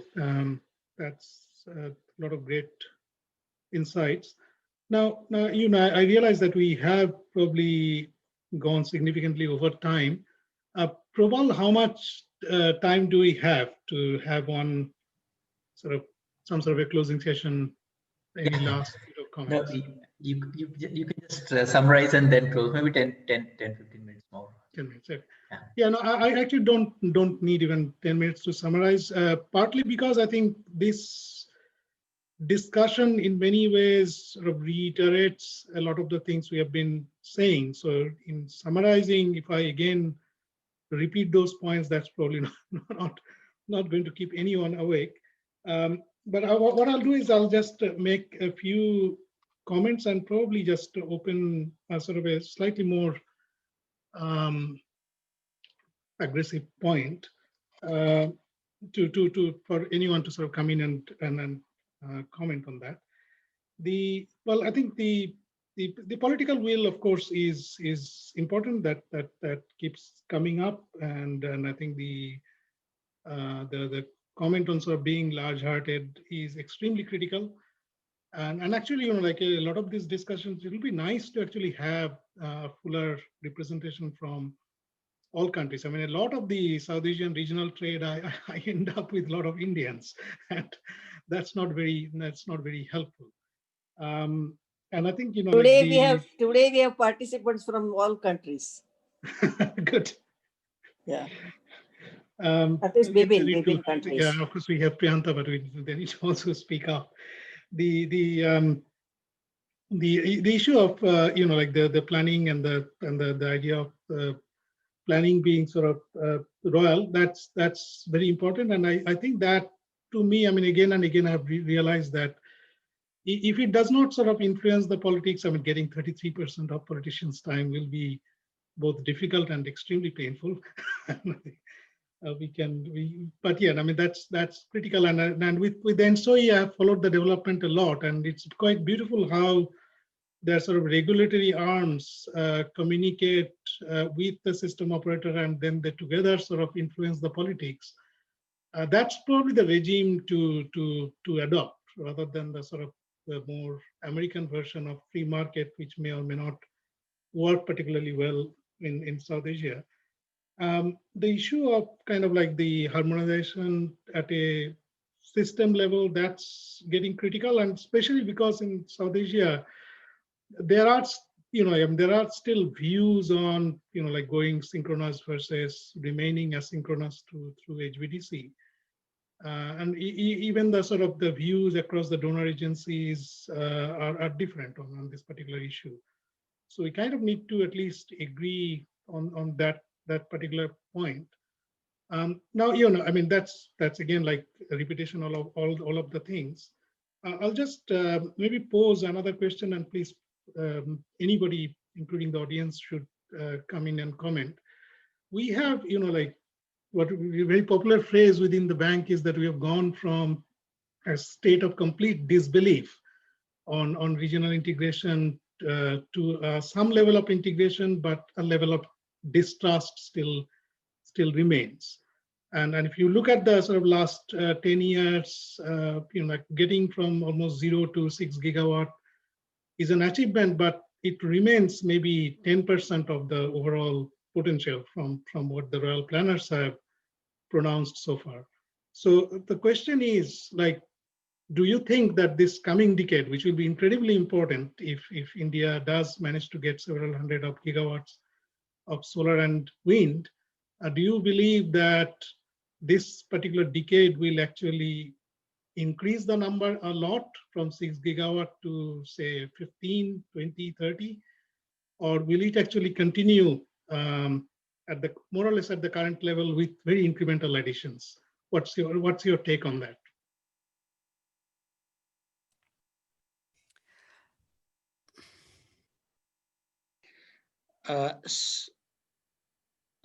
Yes, please go ahead, Mr. Batra. You have to see it in the perspective of the demand of these countries. As I said, these are small countries at the periphery of India.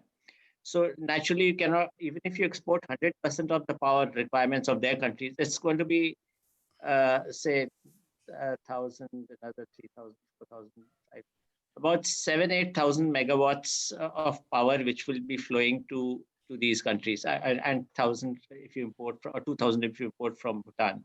So total 9,000 if you export 100%. If you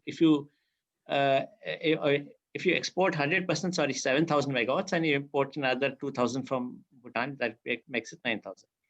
So you cannot go beyond exporting 100% to Bangladesh and Nepal and Sri Lanka.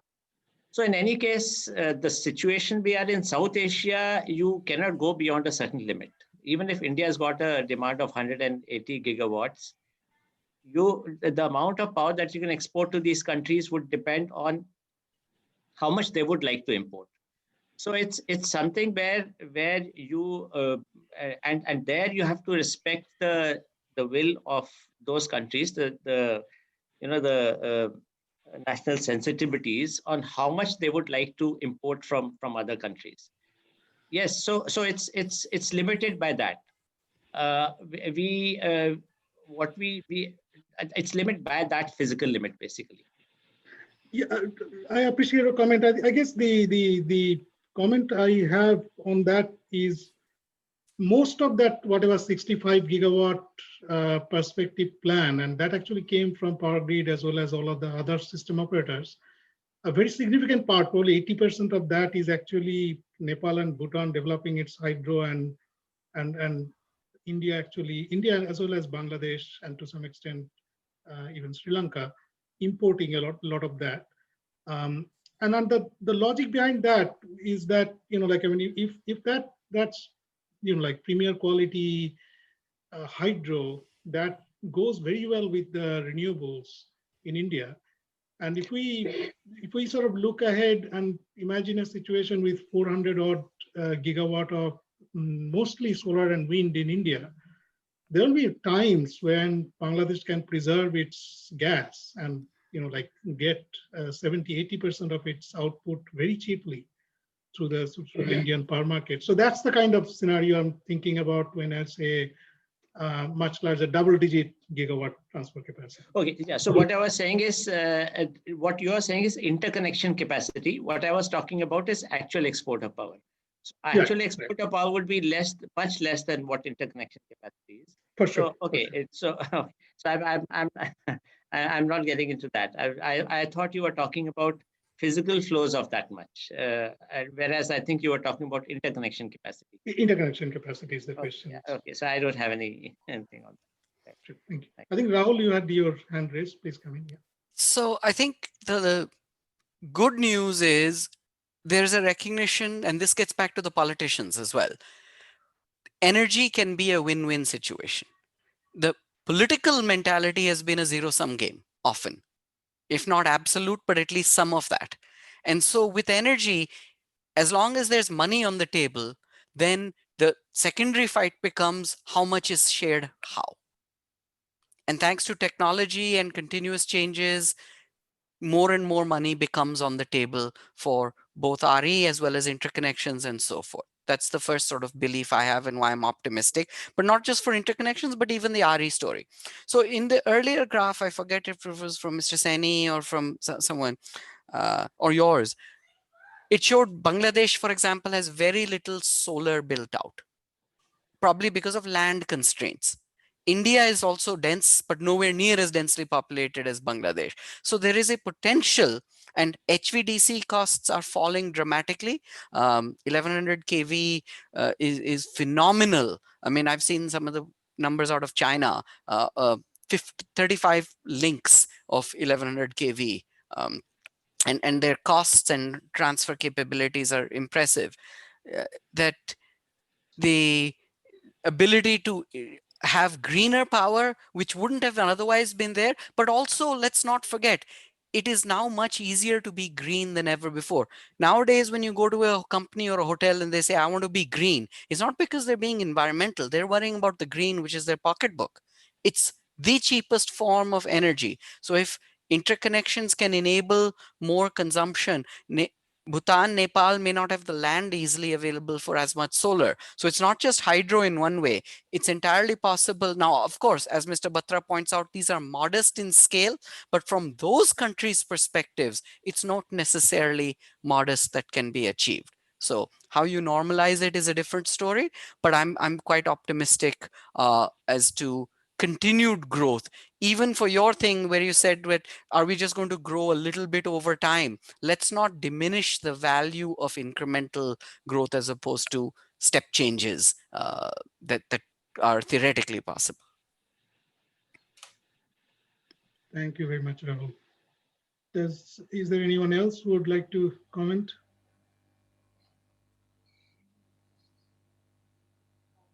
Yeah. I think there's silence and we've gone past 9 p.m. Sorry. Yeah, I'll just add a couple of sentences.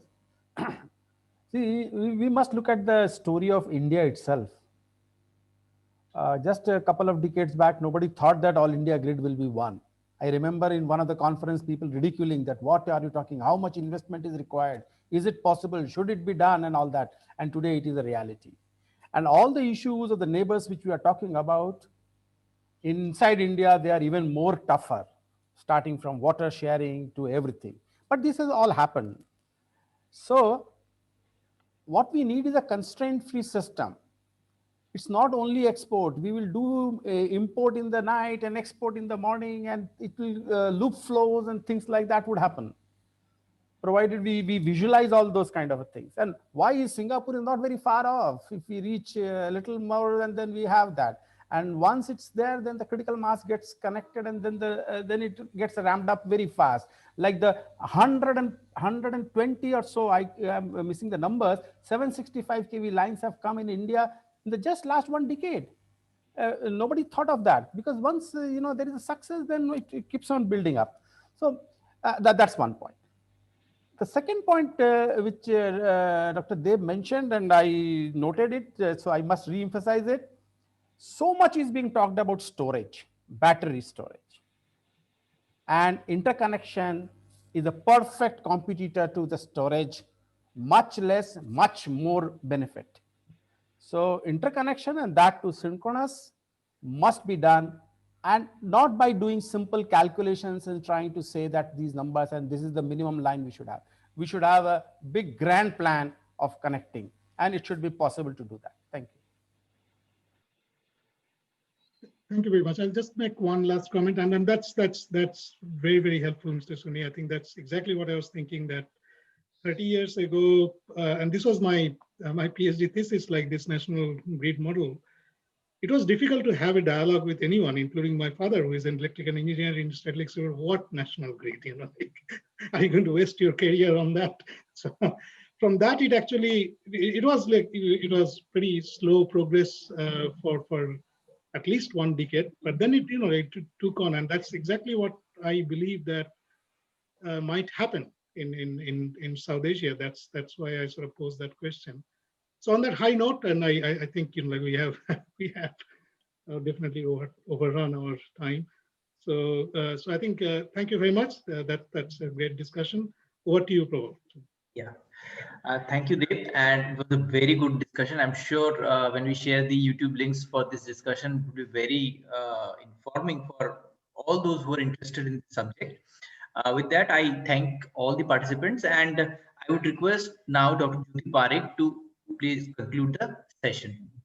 Ma'am.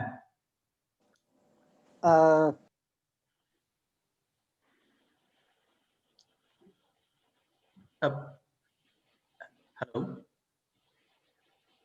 So you got disconnected or what? Looks like. Okay, so you can do it.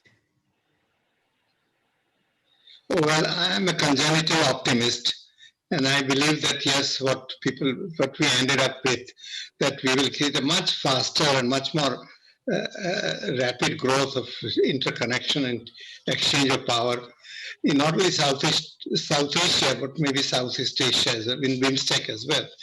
And I think this is 10 years from now, this picture will look very different. And let's hope that we do it all in a peaceful and a very mutually beneficial way. Thank you all. Thank you. Yeah. And thank you. Excellent presentations and discussions. Sorry, my battery went off and I was not watching it. So thank you very much to all of you. And Dave, it was wonderful to see you after such a long time. Priyantha, thanks a lot. And Soni Saab, and our own people, of course, Batraji, Agarwal Saab, and Rahul, I'm including you in our own people, and Prabal and Agarwal Saab. Okay, thank you so much. It was wonderful. Thank you. Thank you. Thank you. Thank you. Bye-bye. Bye-bye. They Good are all night. your Good night. people only. Thank you. And if somebody is from US, it's good morning. Okay. Yeah. Okay. Bye-bye. Bye-bye. Bye-bye. Bye. Bye.